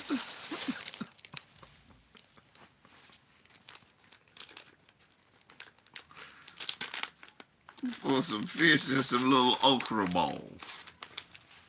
And you done sold the race out. You son of a bitch. You ought to be shamed. You done sold out the whole damn race for some whiting cutlets, some whiting fillets, and okra balls and cornmeal. And black-eyed motherfucking peas. Nigga, come on down, vote for Uncle Jim. I's got the best cornbread. I got the best cornbread you niggas done. You don't want no cornbread? No, I don't want no damn cornbread, man. The fuck? I just want some motherfucker better protections at these jobs and a little more money. I ain't hard to get along with. I want your vote. I want these motherfuckers. All right, cool. I want these race soldiers to stop coming all through my neighborhood for no fucking reason. Oh, now I don't know about that. I don't know about all that. What the fuck? What you know about?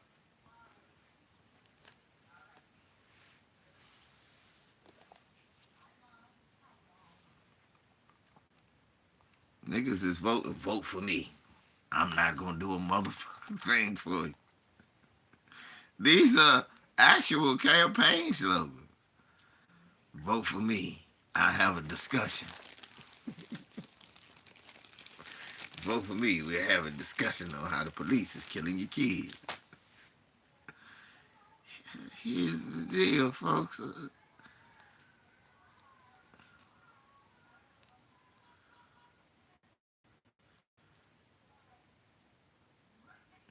Oh, nah. Because it's probably still whites vote for them. We don't know what whites are doing. We don't know what whites are doing. For real. To be honest, we don't. It's funny, though. I hear a lot of niggas talk, we voting for Trump. No, we not. You was going to do that anyway because you a coon. I'm hearing a lot of niggas say that we voting for Trump. No, we not, nigga. Who told you that?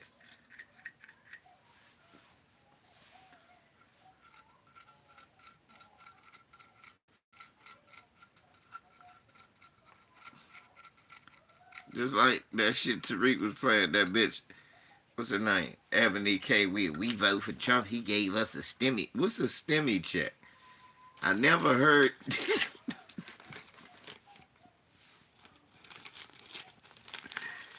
He gonna vote for Trump. Right.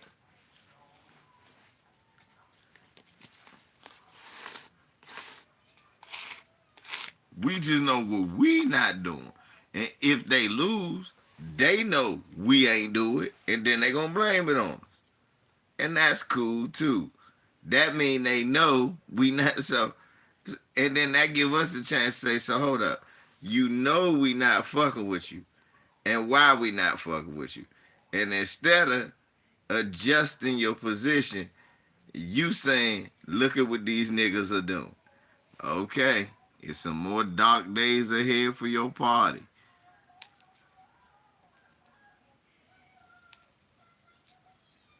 And when we raising more generations of kids like that, I just don't very well see how you gonna win.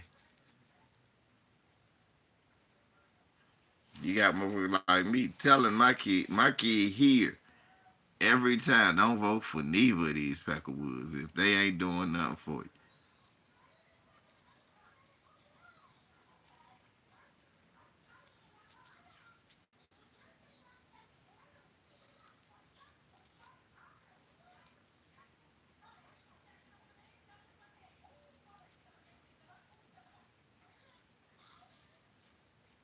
Right. We gotta start.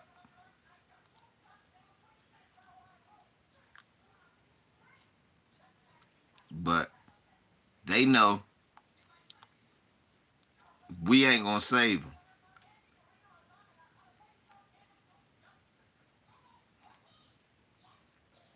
They think the immigrants gonna save them. The immigrants gonna vote for Trump too. No, we watch The Apprentice. Niggers never win. So you vote for The Apprentice.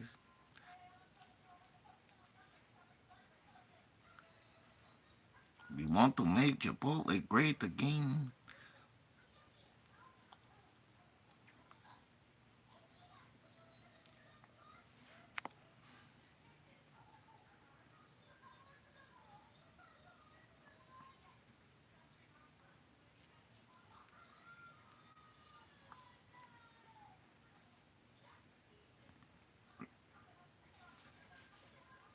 I disagree with that too, B first. The mild racists do want Biden to win so that their agenda can go through. See, don't be fooled. They're really arguing. The difference is that no matter who wins, they aren't getting punished. See, that's what people gotta understand. The theater, it is theater in politics. They even tell you it's political theater. The theater is this, that white people on either side aren't punished no matter who wins. When Obama won, it was a white lady. I never forget where I was when Obama won and where I was working. It was this white guy I was working with. I was working at White Flint Mall doing maintenance. White guy I was working with was a HVAC mechanic. And he was talking to his mom. And his mom was crying. He was an older white dude. I was like, did you see what happened? John McCain lost. Oh my God, what am I going to do about my prescription now?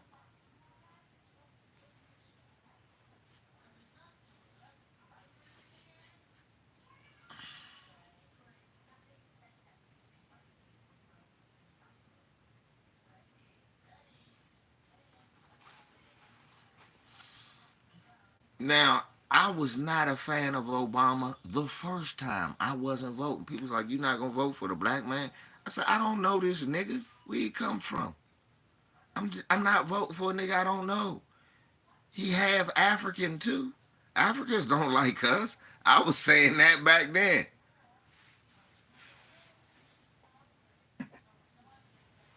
Bro, I was saying since Obama, Africans don't fuck with us. I knew that then. And I said, and white people don't fuck with us. They picked the dude. I said, this just don't make sense. I'm not voting for him. They picked this guy.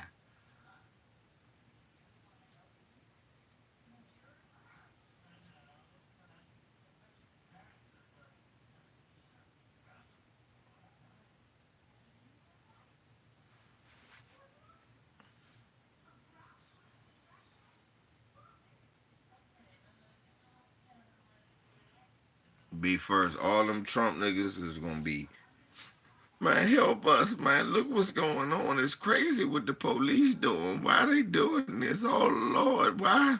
Oh, they firing me from my job, Jesus. Oh Lord, wasn't. Oh, we shall overcome.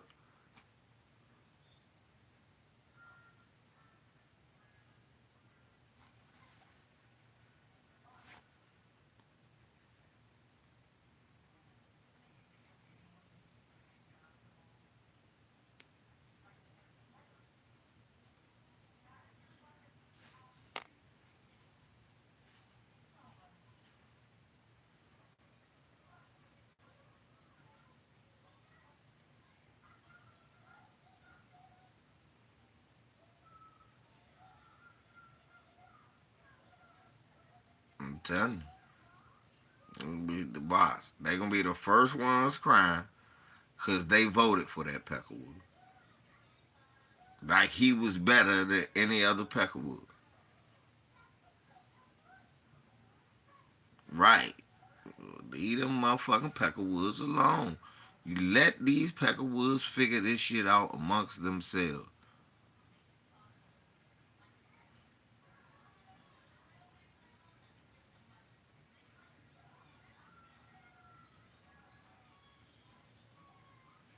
Like, I ain't vote for you. I ain't vote for him either. Why not? Because he's a piece of shit. And he was a piece of shit. I got dried shit and semi-dried shit. It's still, either way, it's shit. I don't, either way, it's shit. I don't want to deal with the shit.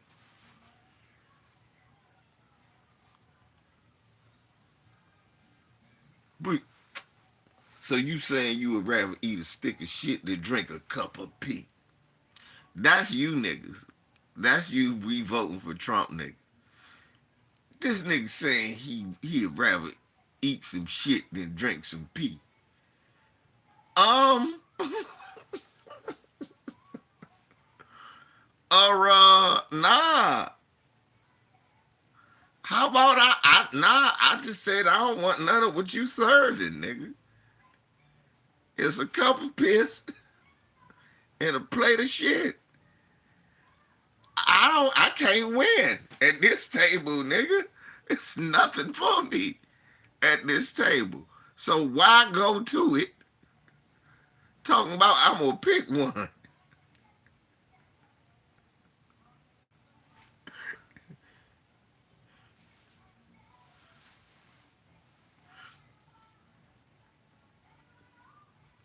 That is literally what the election choices boil down to. Which one you want, nigga? You want this plate of shit or you want this cup of pee? Delicious, nigga. Yay. Talk about yeah. Talk about Juan Manuel Marquez used to drink pee. And Floyd beat the shit out of it, beat the piss out of that man.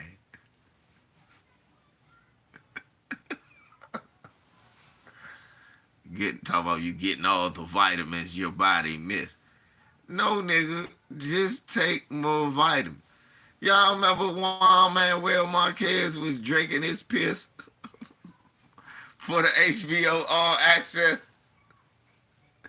And Floyd saw that bird. He looked at it, he said, what? You gotta be crazy. Ain't no motherfucking way in hell. Floyd said, well, tell him to come drink some of this silverback gorilla piss.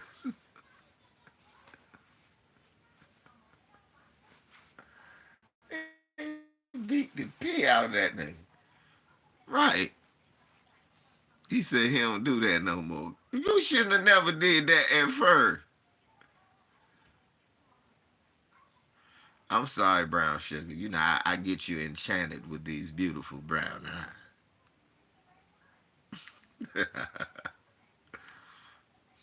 What's up, Dale?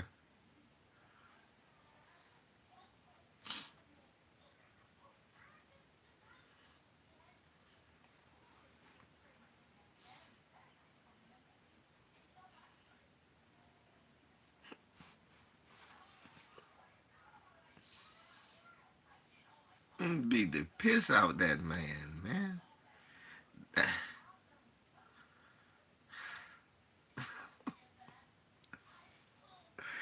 That was horrible, man. Why was that? What's good, Dale? That way.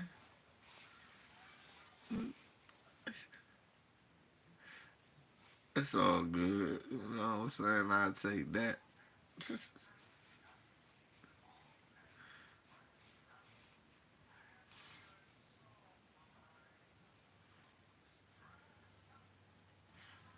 Yeah, I spoke on the shit. It's 2 hours in. I've been on here 2 hours, man. Yeah, I done spoke on a lot of shit, bro. Shit, yeah.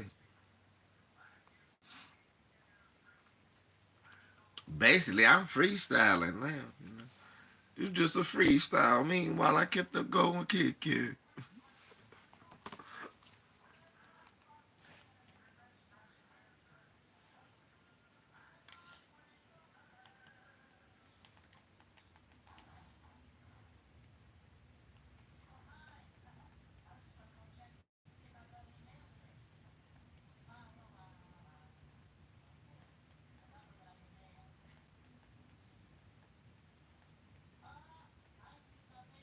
Nikki Haley. Nikki Haley out there, John. Said it ain't never been racist. The fuck is you niggas talking about? You know what I'm saying? Nikki Haley said it never been racist. And you niggas need to go ahead and shut the fuck up.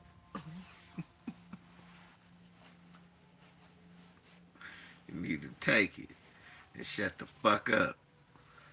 That's what she told us. It ain't never been racist, and we need to just shut the fuck up with our black ass crying and shit about getting beat by the police and not being able to get jobs. They don't want to let you in college. Man, pull yourself up by your bootstraps.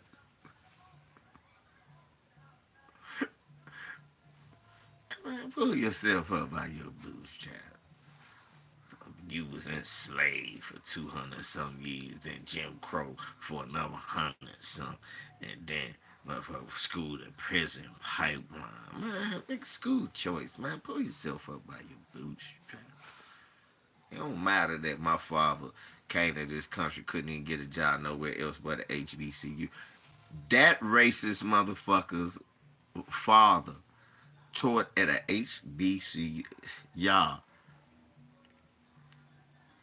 we hiring people that hate us. Should we do a better evaluation of who's coming to teach at these HBCUs?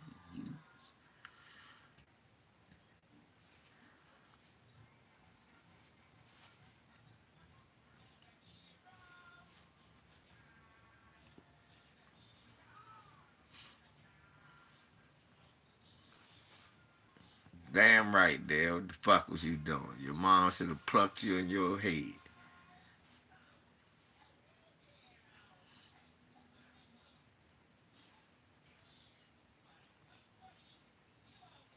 Yes, sir. How we got there was very suspect.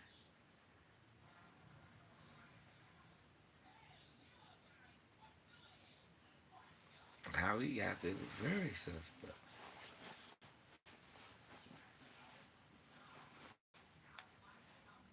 Yeah, I'm already what? Pull yourself up by your bootstraps, nigga.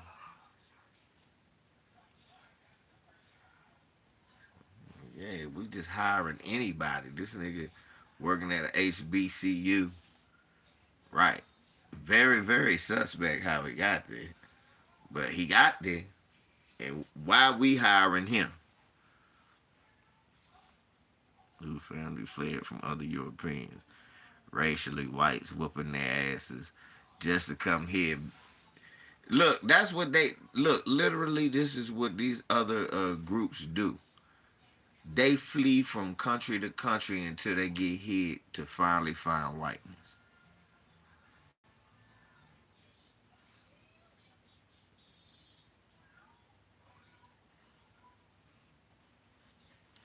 They flee from country to country. They go from Europe, they go all over Europe to find where they can fit into white supremacy. If England was a safe haven, you'll have. That's why you got white-looking Indians up in the British Parliament right now, right-winged in a motherfucker.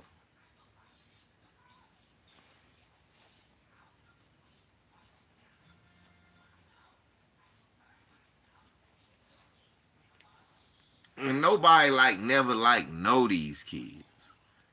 You did. Nobody just go to school with these kids, cause like we learned in Nikki Haley's case, while her father is teaching at a HBCU, he's sending his daughter to a Confederate academy. Let me say that again. While I'm teaching at a historically black college or university, I am sending my daughter to a Confederate school academy that excludes many black students.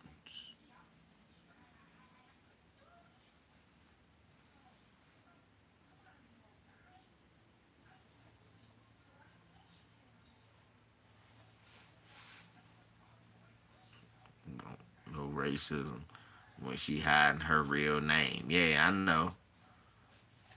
Shouldn't all the migrants have movies like Searching for Whiteness? Right.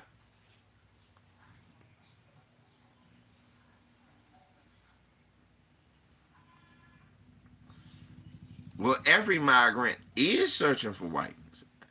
They are.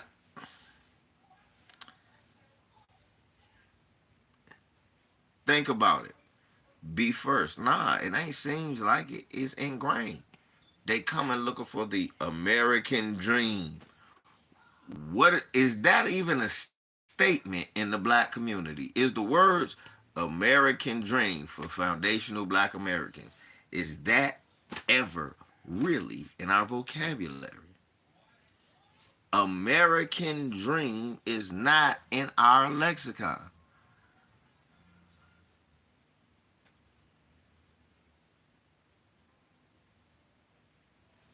Right. I'm in search of the American dream. Well, let's think about it. When they was talking about that dream, they were subjugating black people. The statement we have has always been the American nightmare.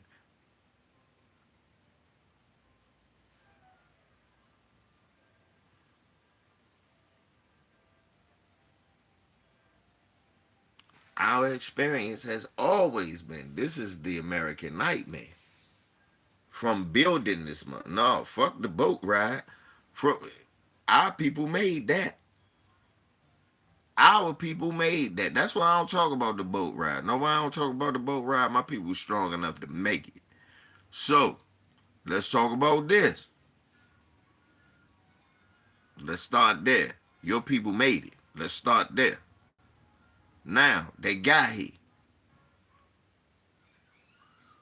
They made it. Then they dug the trenches. They cut the brush. They paved the roads. They churned the cement. They broke the rocks to turn it into cement. Prisoners, chain gang.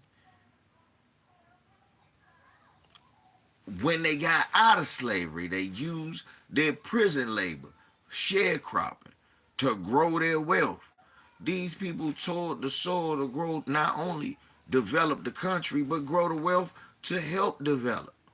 So anybody else that they brought in from the outside, the Chinese, or all of them, well, you're only here because of the labor that was generated from our free labor. The wealth that was generated from our years of free and underpaid wages.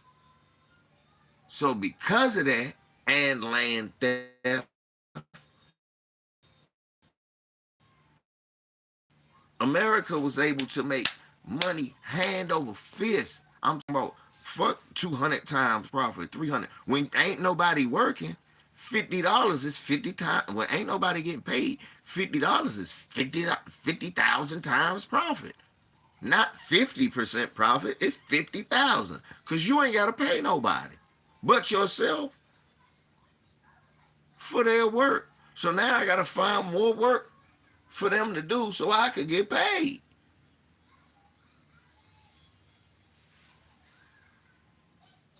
Then you got the crackers. Well, my family didn't own slaves. Yeah, but they used them. They used the labor. You couldn't afford this. No, you couldn't afford to own one. You could afford to rent one.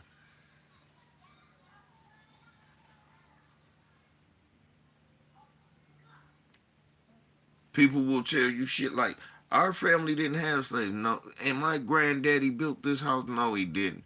That motherfucker gave Mr. John $20 for 10 hours of slave labor. He rented his slaves for 3 hours. He ain't give them no water. And if they didn't work, they got the shit whooped out of them.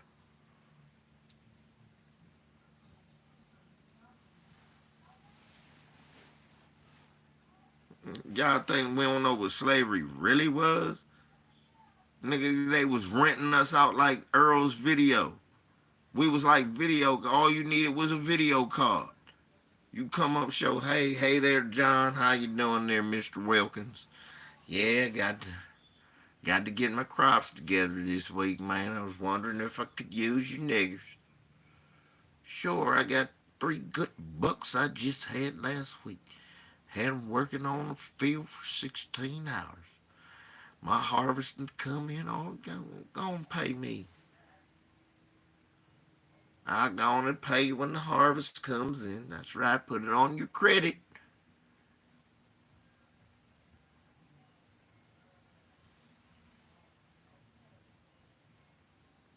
It's stay on topic, Dale.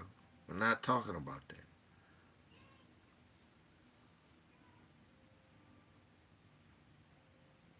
How y'all think that's how this country got rich? And then when they got that money, now why you think the Irish can come over here and end up getting white, and the Greeks and the Italians, they could come over and end up getting white. The Catholics, they could end up here getting white. And then they had money for them. Yeah, it was our fucking money. Like now.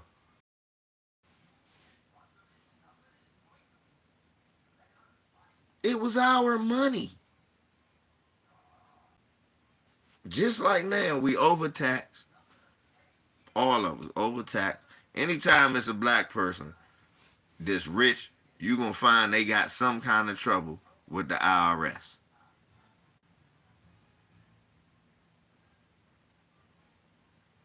And there's never no loophole where a black person can do what Donald Trump do and Jeff Bezos and them do. Pay no taxes. There's never no loophole. Man, Magic Johnson is not paying a whole bunch of taxes.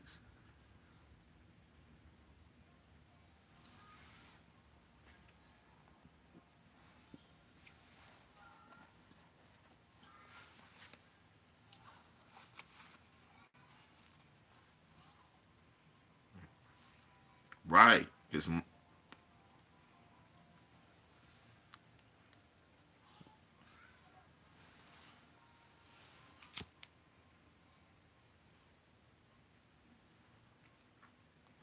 there's no such thing as forced profitized labor.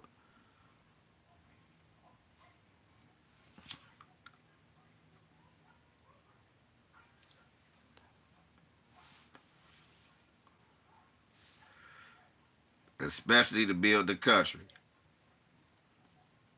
So that's a big IOU.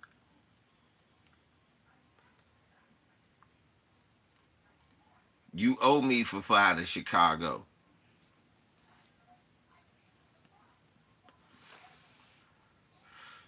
You owe us for finding Chicago. You owe us for finding Buffalo. You owe us for finding LA.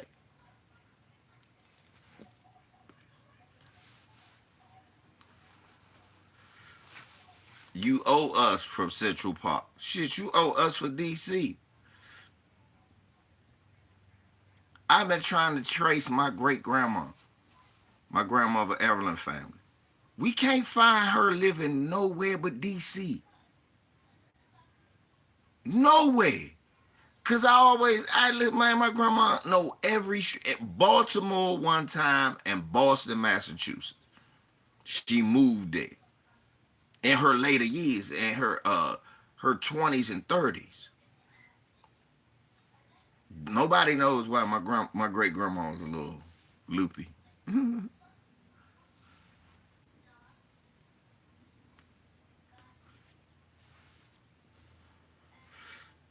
But nobody knows my grandma to live nowhere but DC. Like since a kid, I asked her, I said, where grandma from? She said, DC. And Brandywine. They live out Brandywine. I was like, so we ain't been nowhere but here. So like my dad's side is literally Marylanders and Washingtonians. I mean, it's pictures of paved roads, unpaved roads and shit, dirt roads. With my especially on my mother's side, they moved into DC early from the Carolinas. But they're from the Carolinas originally. But my father's side originally is from Maryland, Southern Maryland, and Washington, D.C.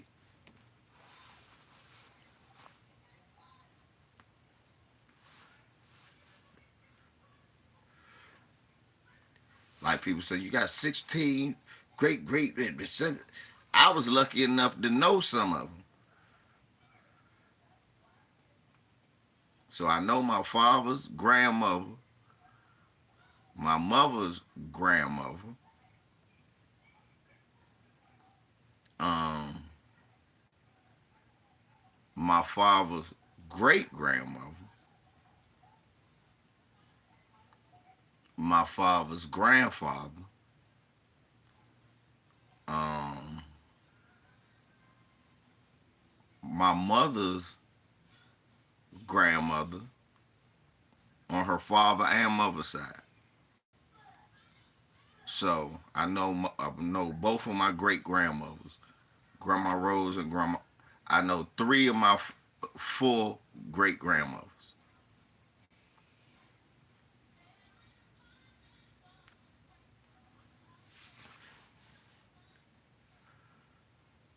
Like 3 out of 4 of my great grandmothers, I know. I like grew up with Rose Blocker, Evelyn Henson, and Annabelle Smith.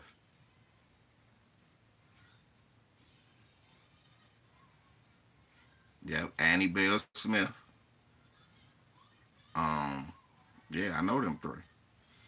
So it's only one I don't know.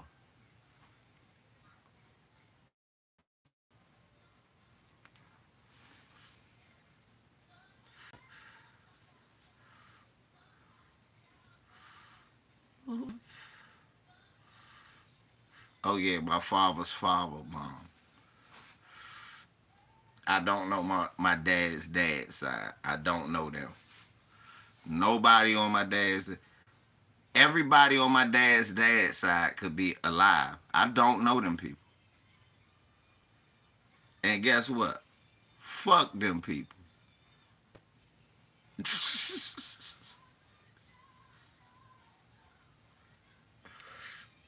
Hey, fuck them people, man. That's fair. No, that ain't. I ain't grow up with them. Them people ain't come out the mud with me. I don't know them people. Motherfuck them people. Like that's a grandmother, man.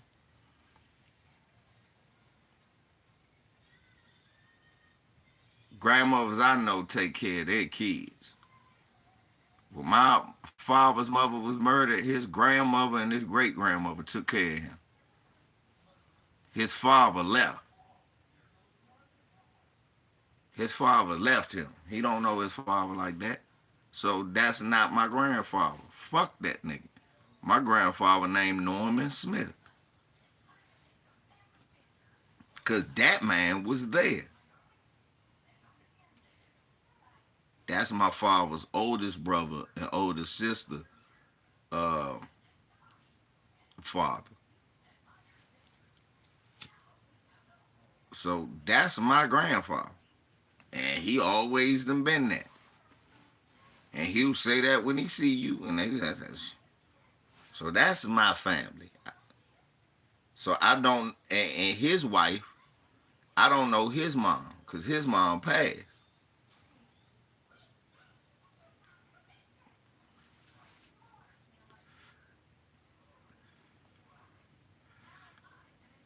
So I talked to my uncle to learn that family more. Because that's my family. They the ones that been there my whole life. Yeah. I don't know no terms, but it could be somebody. But real talk, that's how, man, shit. All that, nah. You ran out on your family and shit. Nah, all right, well, we ain't family no more. That's what I be trying. That's what the Africans don't understand about us. You see how I did that? My father wasn't there. My father don't know his father. So none of his kids know his father. And we don't know nothing about him, his father, mother, none of that. Man, that shit can be when you man, we not obligated to claim nobody that don't claim us.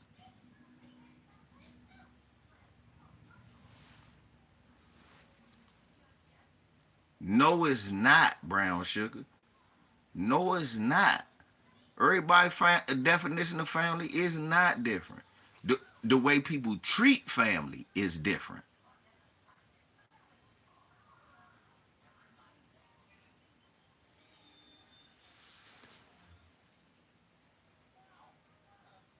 But everybody's definition of family is the same.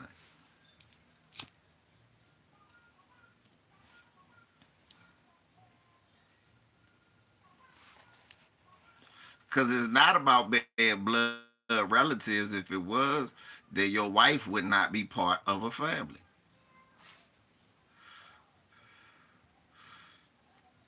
It's about being your loved ones that are the closest with you in the development of your life. That is your family.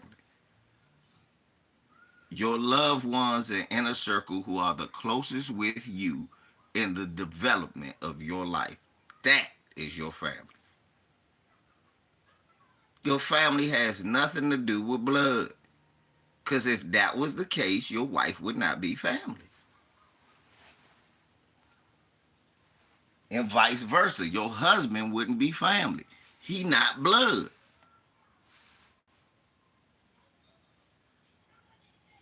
So it don't got nothing to do with blood. See? So everybody's definition of family. That's why you got niggas saying, that's my brother. And they not related. But his mother will go, that's my son.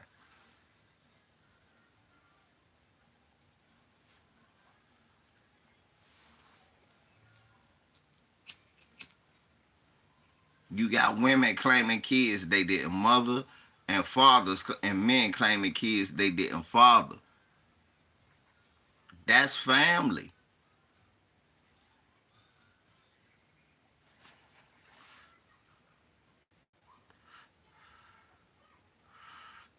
Thank you, basketball agendas. Family is a binding social contract. The moment you breach it, you are no longer family. You are excommunicated from the family. The mafia is a family.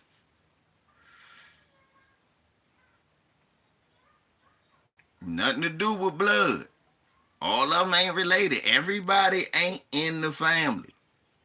Everybody from your family ain't in the family. Because they wasn't here from the beginning to build this social contract. This social contract that we made. We're going to do things this way.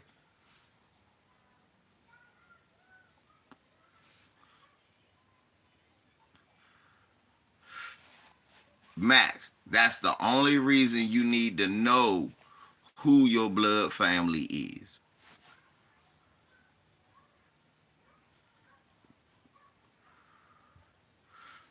That's the Max. That's the only reason you don't want to be associated with your immediate DNA, because your DNA, regardless, is going to cross. It's some aspect of somebody. If people believe in Adam and Eve and all of that, then you understand that we all a part of each other. So eventually incest always had to happen. Right? Right? But you don't want to be that close to it. And that's just way too close. But genetically down the line, somewhere we always attached.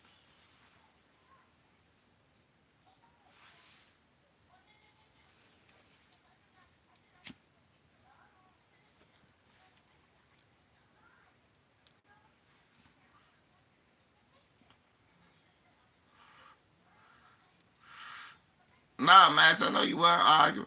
I understand exactly. Nah, I was accessing your point. You was right. You do need to know for that reason. That's the reason you need to know who they are. Outside of that, fuck that. You don't need to know nobody in your blood that broke that contract. You're like, man, oh, okay. We fig. Fuck it. I don't fuck with him.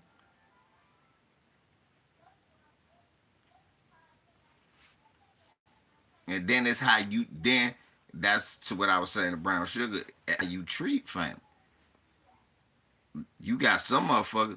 Look, Look at the Lil Durk shit. They kill each other's cousins. Look at the Lil Durk and the Foolios, all them little rapper niggas. They killing their cousins. They know that's their cousin. They killing them niggas. Or telling niggas how to kill them. Oh, he be here. He be there. And this is no bullshit. This documented. How you treat family. I'm like, damn. Even if I don't fuck with my family, I'm not going to do that. Because I know what family is.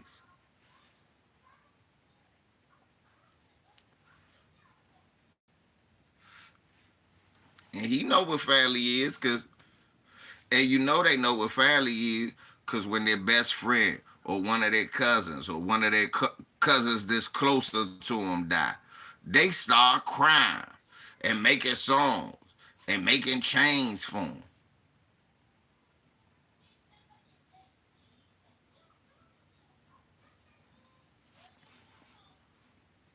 Maxwell, in some cases it is, in some cases it's not. Like in Florida, it is. In the Lil Durk situation, nah, it's not. It's just some dumb nigga shit in Chicago that happened. Because I found that. I said, damn, that nigga killed his own cousin? I mean, or he down with the niggas who killed his own cousin?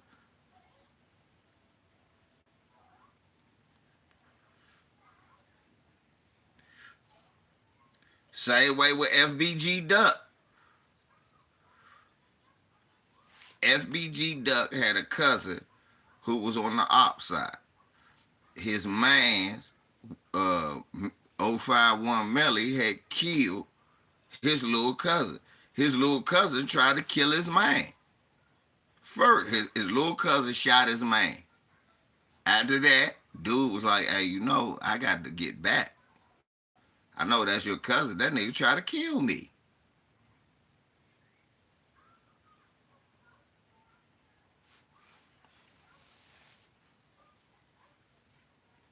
And then his man killed him.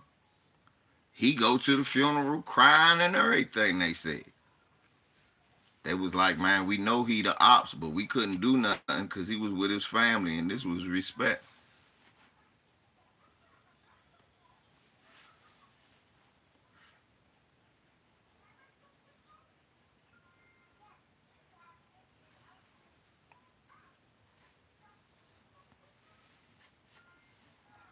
Real talk. So it's the way you treat your family. I just feel like if I don't fuck with you no more, I could cut you off. That means you ain't no liable. That means when I cut you off, you're no longer available to the resources or the connections I'm able to plug you into. Shit that you was privy to, you are no longer privy to. And the same goes for me. I'm not going to go calling you no more, looking to expect for no, real family move. I got a cousin that own a barbershop. If I want to get my shit professionally touched up, I'm going to hit him up. I ain't going to do it. He ain't going to do it for free. But I'm going to get a pro job and I'm going to get a better price than everybody else. Now, if I ain't got no money and I'm down, and I'm like, cuz, I'm trying to get a job. I need this. Nigga, come on. I'm going to get you right.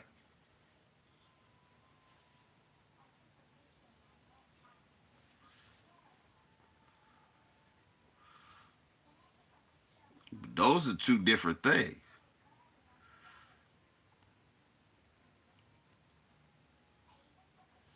Yeah, they convicted them recent. Yeah, they convicted them like 6 days ago, like last week. Yeah, they got convicted.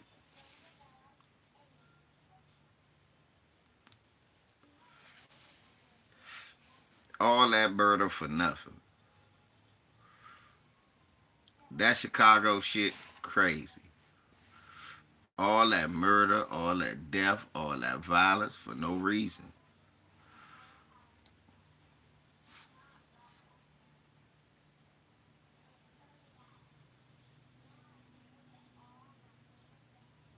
All that shit for no reason.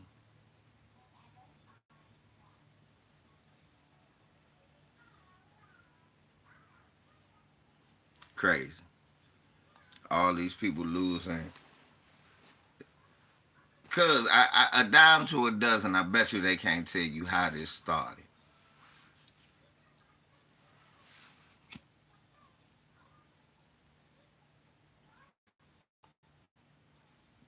Somebody killed somebody a long time ago, and they still killing because all of this death is happening because one person killed another person, and they still killing, trying to get back.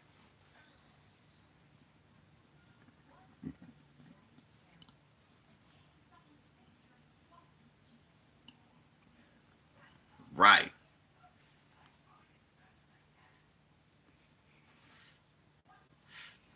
But Max, just think of the dedication. These kids are carrying on something that generationally their grandparents was a part of.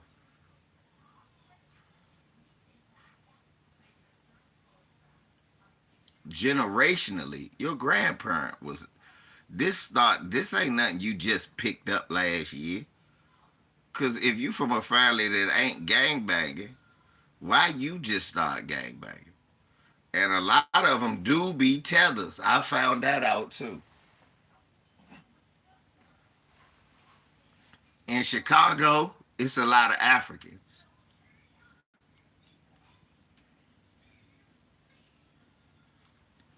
In Chicago, for real, it's a lot of them youngest that's in them gangs is Africans. And I found that out just looking at some of the Chicago documentaries about some of the. I was like, oh, he an African. Oh, he not. Oh, like King Lil J.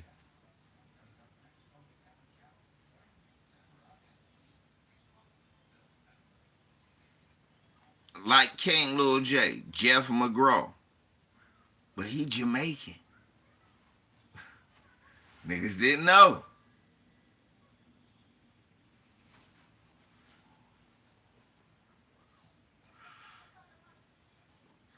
King Lil J, Smiles, the beat maker. He from African descent.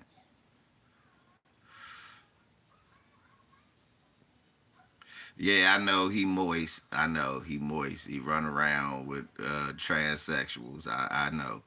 But I'm just talking about as far as the rap music, the drills, cause no matter they say he gay, but the same niggas say he gay say, oh no, but he still was deleting niggas. Coordination. Exactly. I'm trying to tell you, Max, it's a foreign energy that's been added to the gang culture with us. They done blended in with us. So now when you see some old wild brazen shit, you be like, niggas don't go that hard. Then you realize, god damn, a lot of these niggas is intermingling with, and they'll tell you how wild these niggas are.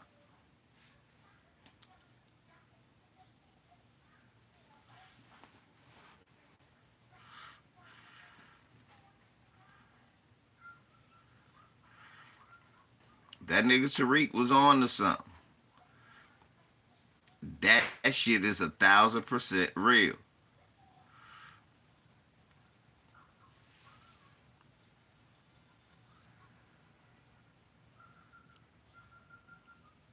Yeah, I was looking at Tay Savage already.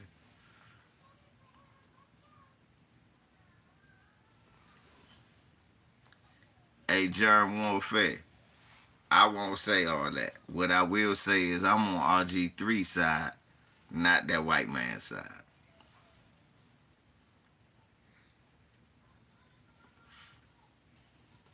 Right, there's shit, the police is gang culture. Dale, Dale, to your point, the motherfucking police is gang culture.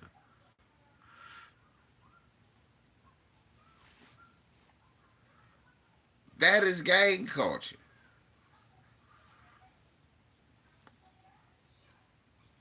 They just didn't want to call it a gang. The mafia was a gang. The mafia ain't nothing but a big old gang that established established factions all across the country. But they just gave it a different mafioso. Gang, nigga.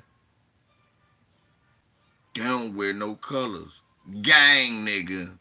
They don't wear no colors. Yes, they do. What? Italian suits. Gang.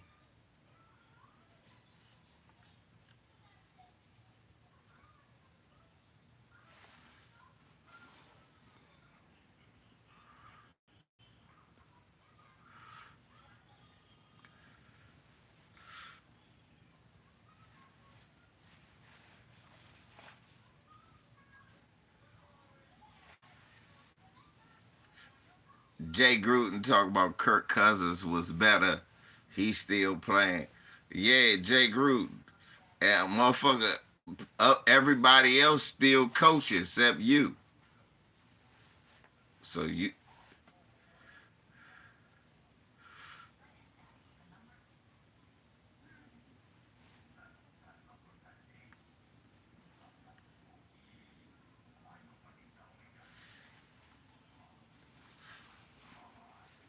well, shit.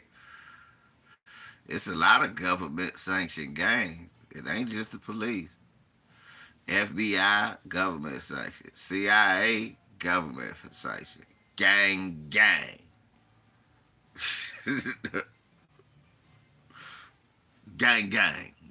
Ain't that what the youngers say?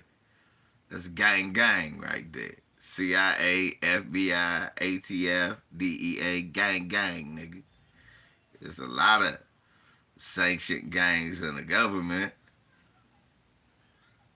The government, the one to make the damn gangs. They made the condition to make the gangs in our neighborhood.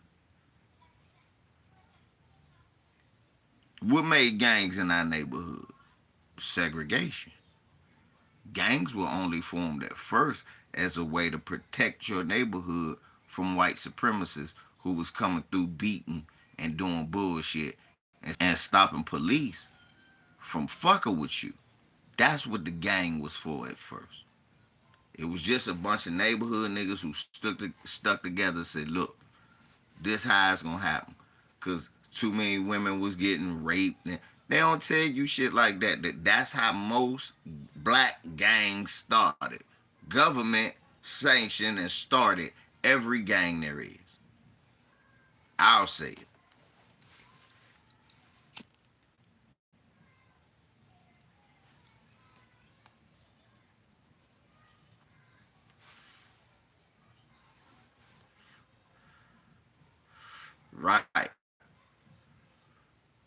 Right, L. Facts. Every gang was created by the government. All of that shit was created thanks to the conditions they provided. They provided you with a segregated society where whites could openly take advantage of you and police would do nothing. And a lot of the times the police was the ones doing it. So we formed gangs to protect ourselves from the community. Once we start whooping ass and fighting back, especially after Dr. King left, crackers was like, oh no, they ain't to be fucked with. Because not only was we defending ourselves, then we start going on the offensive. And my father used to tell me about a lot of shit that was happening in D.C., how they was deleting Peckerwoods during that time. He was like, man, they was calling them, saying they'll order a pizza, a whole bunch of them. He said, man, motherfuckers will pop out on rules, bro.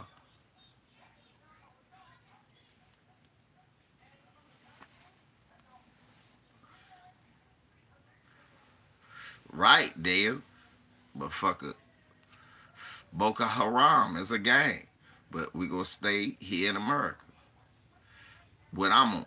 We gonna stay on where we at. Fuck Nigeria. Fuck all over there. We talk about right here.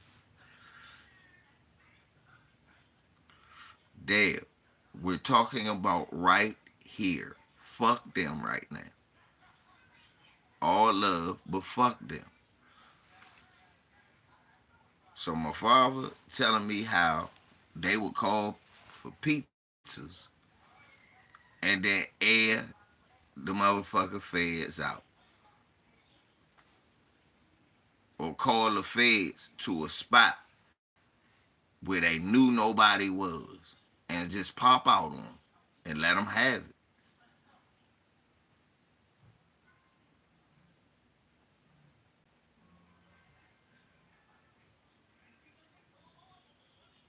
So they moved away. But these gangs still here. Then you done closed a lot of shit, Reagan.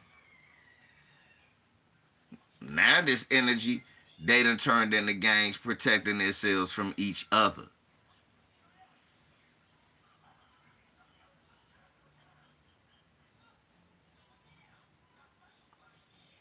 And now, like LB say, now I'm pumping in drugs.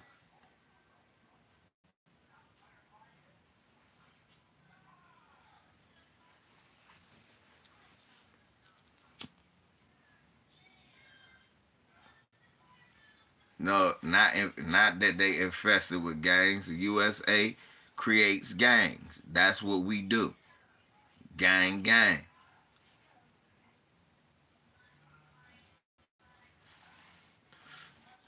The story of white America is creating your own gang.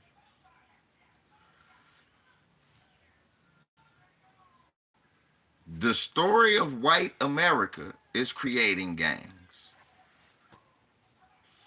When the first motherfucker European came here under British rule and they made colonies, they made gangs. Gang, gang. South Carolina gang. Oh, that's the Florida gang. Nah. We ain't fuck with them Spaniards. They all white people, though. We gotta get this land from them. But we ain't gonna kill them, though. Because they fellow white people. We gonna trick these red. We gonna kill all these red and black people that we can find. The ones that's docile, we'll whiten them up. The blacker you are, the worse your plight gonna be. Confederate gang, Union gang, Democrat gang, Republican gang.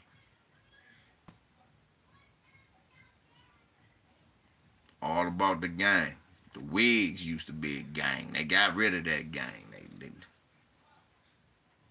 Then what you had? You had the you had the Democrat gang, the Republican gang, you got the liberal gang, and the conservative gang. You got the far right gang. You got the far left gang. You got. We been said that, Shirley. Look, then you got the military gang. That's our worldwide mob. That gang gotta go out. Thank you, Max. Then you ended up with the Tea Party gang. Now you got the MAGA gang. You got the Progressive gang, the Squad. That's a gang. Congressional Black Caucus. That's a gang. It's gangs within gangs. Gang, gang, nigga. That's what America do, Dale. It's not that it's infested with gangs. America, the ideal of America, create gangs.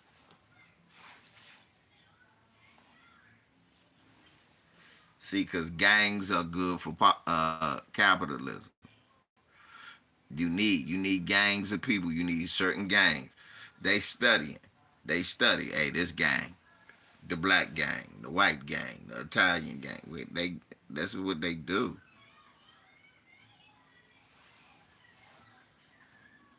But the only gang that they really worried about, our gang.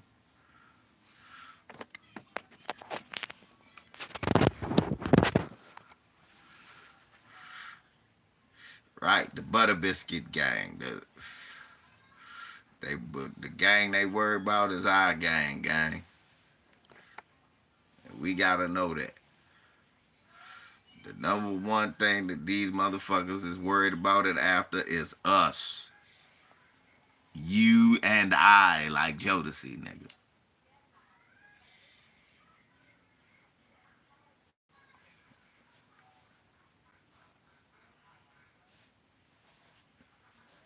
Right. And our gangs got the right to exist and say what the fuck we want to say without persecution. Cool. And anybody that try to do that, we got a gang that'll come eliminate your ass.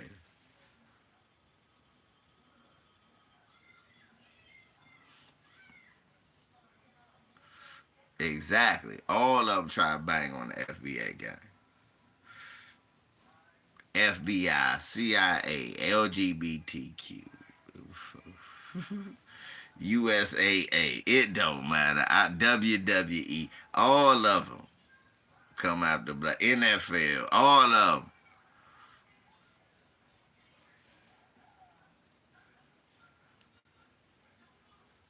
You name it, they try to bang on the FBA man.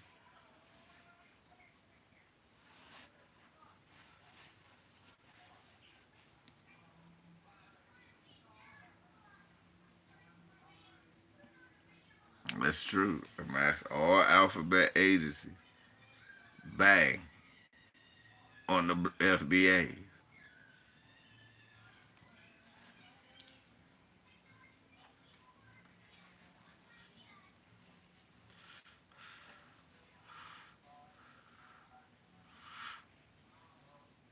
Man.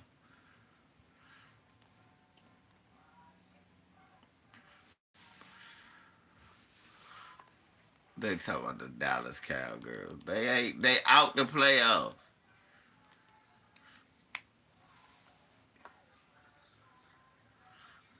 Thank you, man. I try to have some. I try to have some. But we got to understand that about America. America establishes gangs. That's what we are. You know, the USA, every state is a gang. If you think about it, every state is a gang. Dude, I'm from the DMV. We ganging against the rest of the country.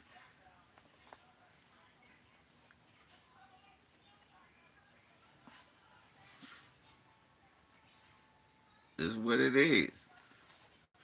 We all ganging in a way. Hey, I'm from DC, dude. White dude, gang, nigga.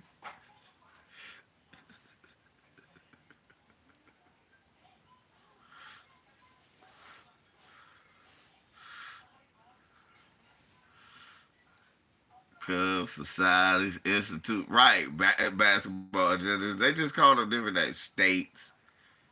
They let you know, nigga, you hit our turf.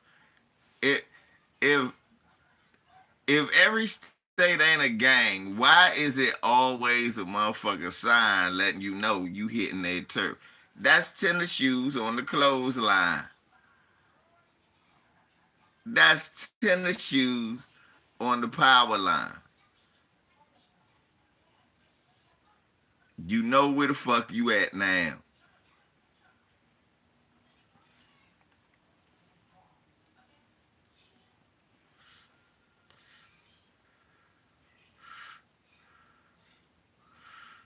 You gotta check in every state. You got every state. You gotta check in. If you don't believe me, drive to some of them. After you see the sign that says something welcomes you, it'll let you know. Like one joint tell you don't bring uh your medical marijuana from this state to the next state. No bullshit. I done seen that. I done seen the speed limit is this here.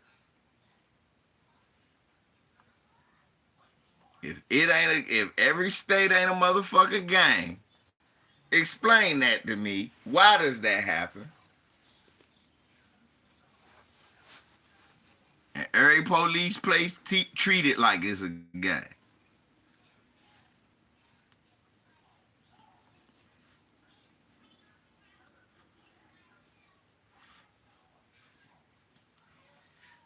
And black folk, you know we do it too.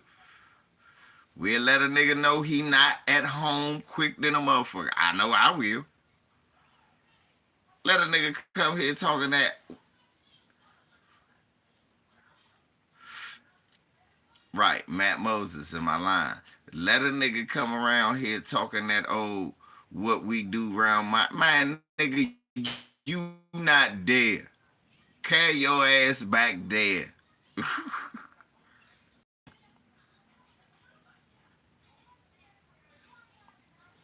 Yeah. Since we delineating for delineation purposes, when a nigga say something off code, we ask, where you from? It does have a different meaning. And that's true. But still, because it's ingrained in the way that society is set up to form gangs, you are like that. You know automatically, man, you not from our region. You know from when a motherfucker talk, you can hear his, you said, this motherfucker. It's a comedian on Saturday Night Live named Punky Johnson. I said, she from D.C. I think I seen her before. Somebody said, what? I said, man, I think she from D.C. I'm going to look it up right now.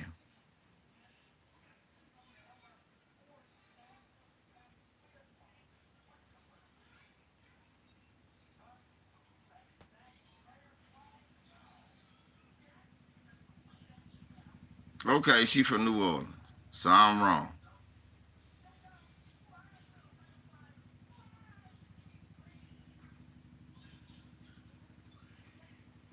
Because she said some shit. I was like, she just spent some time around, because she said one of our slangs. And I was like, Mo? Nigga, don't nobody say Mo but us. Shorty spent some time around here. If she ain't from here, she been here for an extended period of time. She said it on national TV. Nah, Mo. Mo. Come on, Slim. Don't do that. Just like Johnny Gill pulled his DC out one day. He on it Living Color said, I know you two Bammers. That nigga said, I remember you two Bammers. Two Bama ass niggas. He remembers them Bama ass niggas.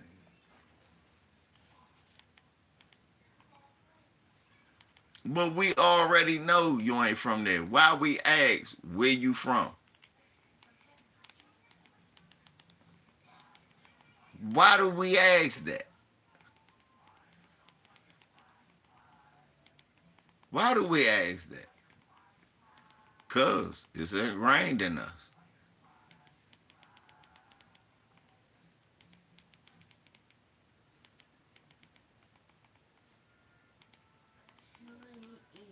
Yes, ma'am.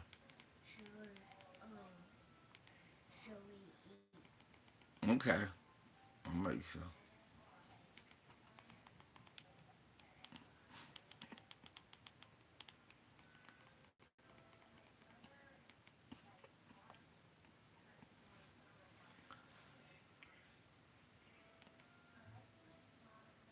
Let me see.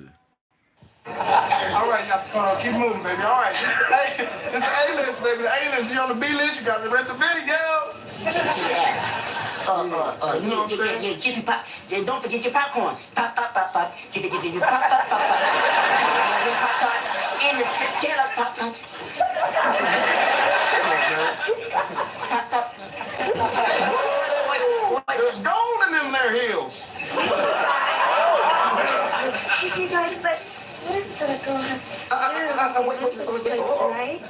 Well, first get you a package of condoms, and you know that movie Debbie Does Detroit? Well, just forget all about the Detroit part. Yeah, drive to Detroit and just do the doing. All that, Snoopy. Milk, it does about it good. And you can't wait. Hey, what's going on? Free Willy?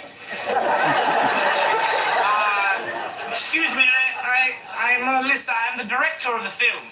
You're the director of the film. Yes, the director. What might your name be, sir? My name is Alan Smithy. Alan Smithy. Yes. So you're the director of the film. With a Y. With a Y. Yes. Just like Spike Lee and John Singleton, huh? Yeah, just like Mary Rich and Mario Van Peebles Bryson. Yes, that's right. No, that's wrong, Alfred Hitch. But now look, I know you're a celebrity stalker, man, because you look like you're obsessed, you look like you're insane. Something's wrong. Insane, that's right. Excuse me. Hey, man, I told you, man, you need to go seek you some professional help, psycho. Psycho, like the movie, huh?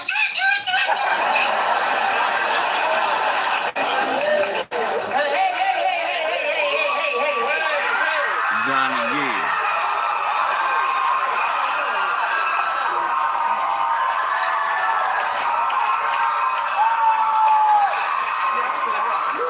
Anyway, LeBron Burton, how can I help you? Lineage Squiggy, this is my premiere. Did they tell you? Oh, and who might you be? And who might Johnny you be? Gill. Oh, you he's Johnny Johnny Gill. Oh, them niggas Lenny and Squiggy. The real Like you know Michael Bivins. You know Michael Bivins. Oh, you Johnny Gill, so you don't want to sing My, huh? Absolutely. You seen Mama Man? Hey, I'll tell you what, you got the CD out, right? Called A Long Way From Home, right? Long me. See, that's wrong. I know the only thing you're a long way from is being Johnny Gill, because Johnny Gill is good looking, he's smart, and he got an S curl, and you ain't even close. Yeah, and Johnny Gill laugh. Wait a minute.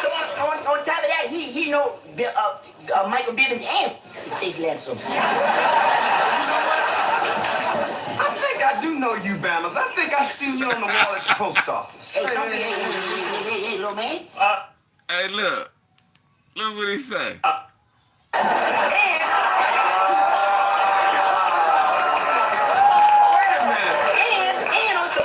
on top of that, he know Michael Bivins and Stacey Lattimer.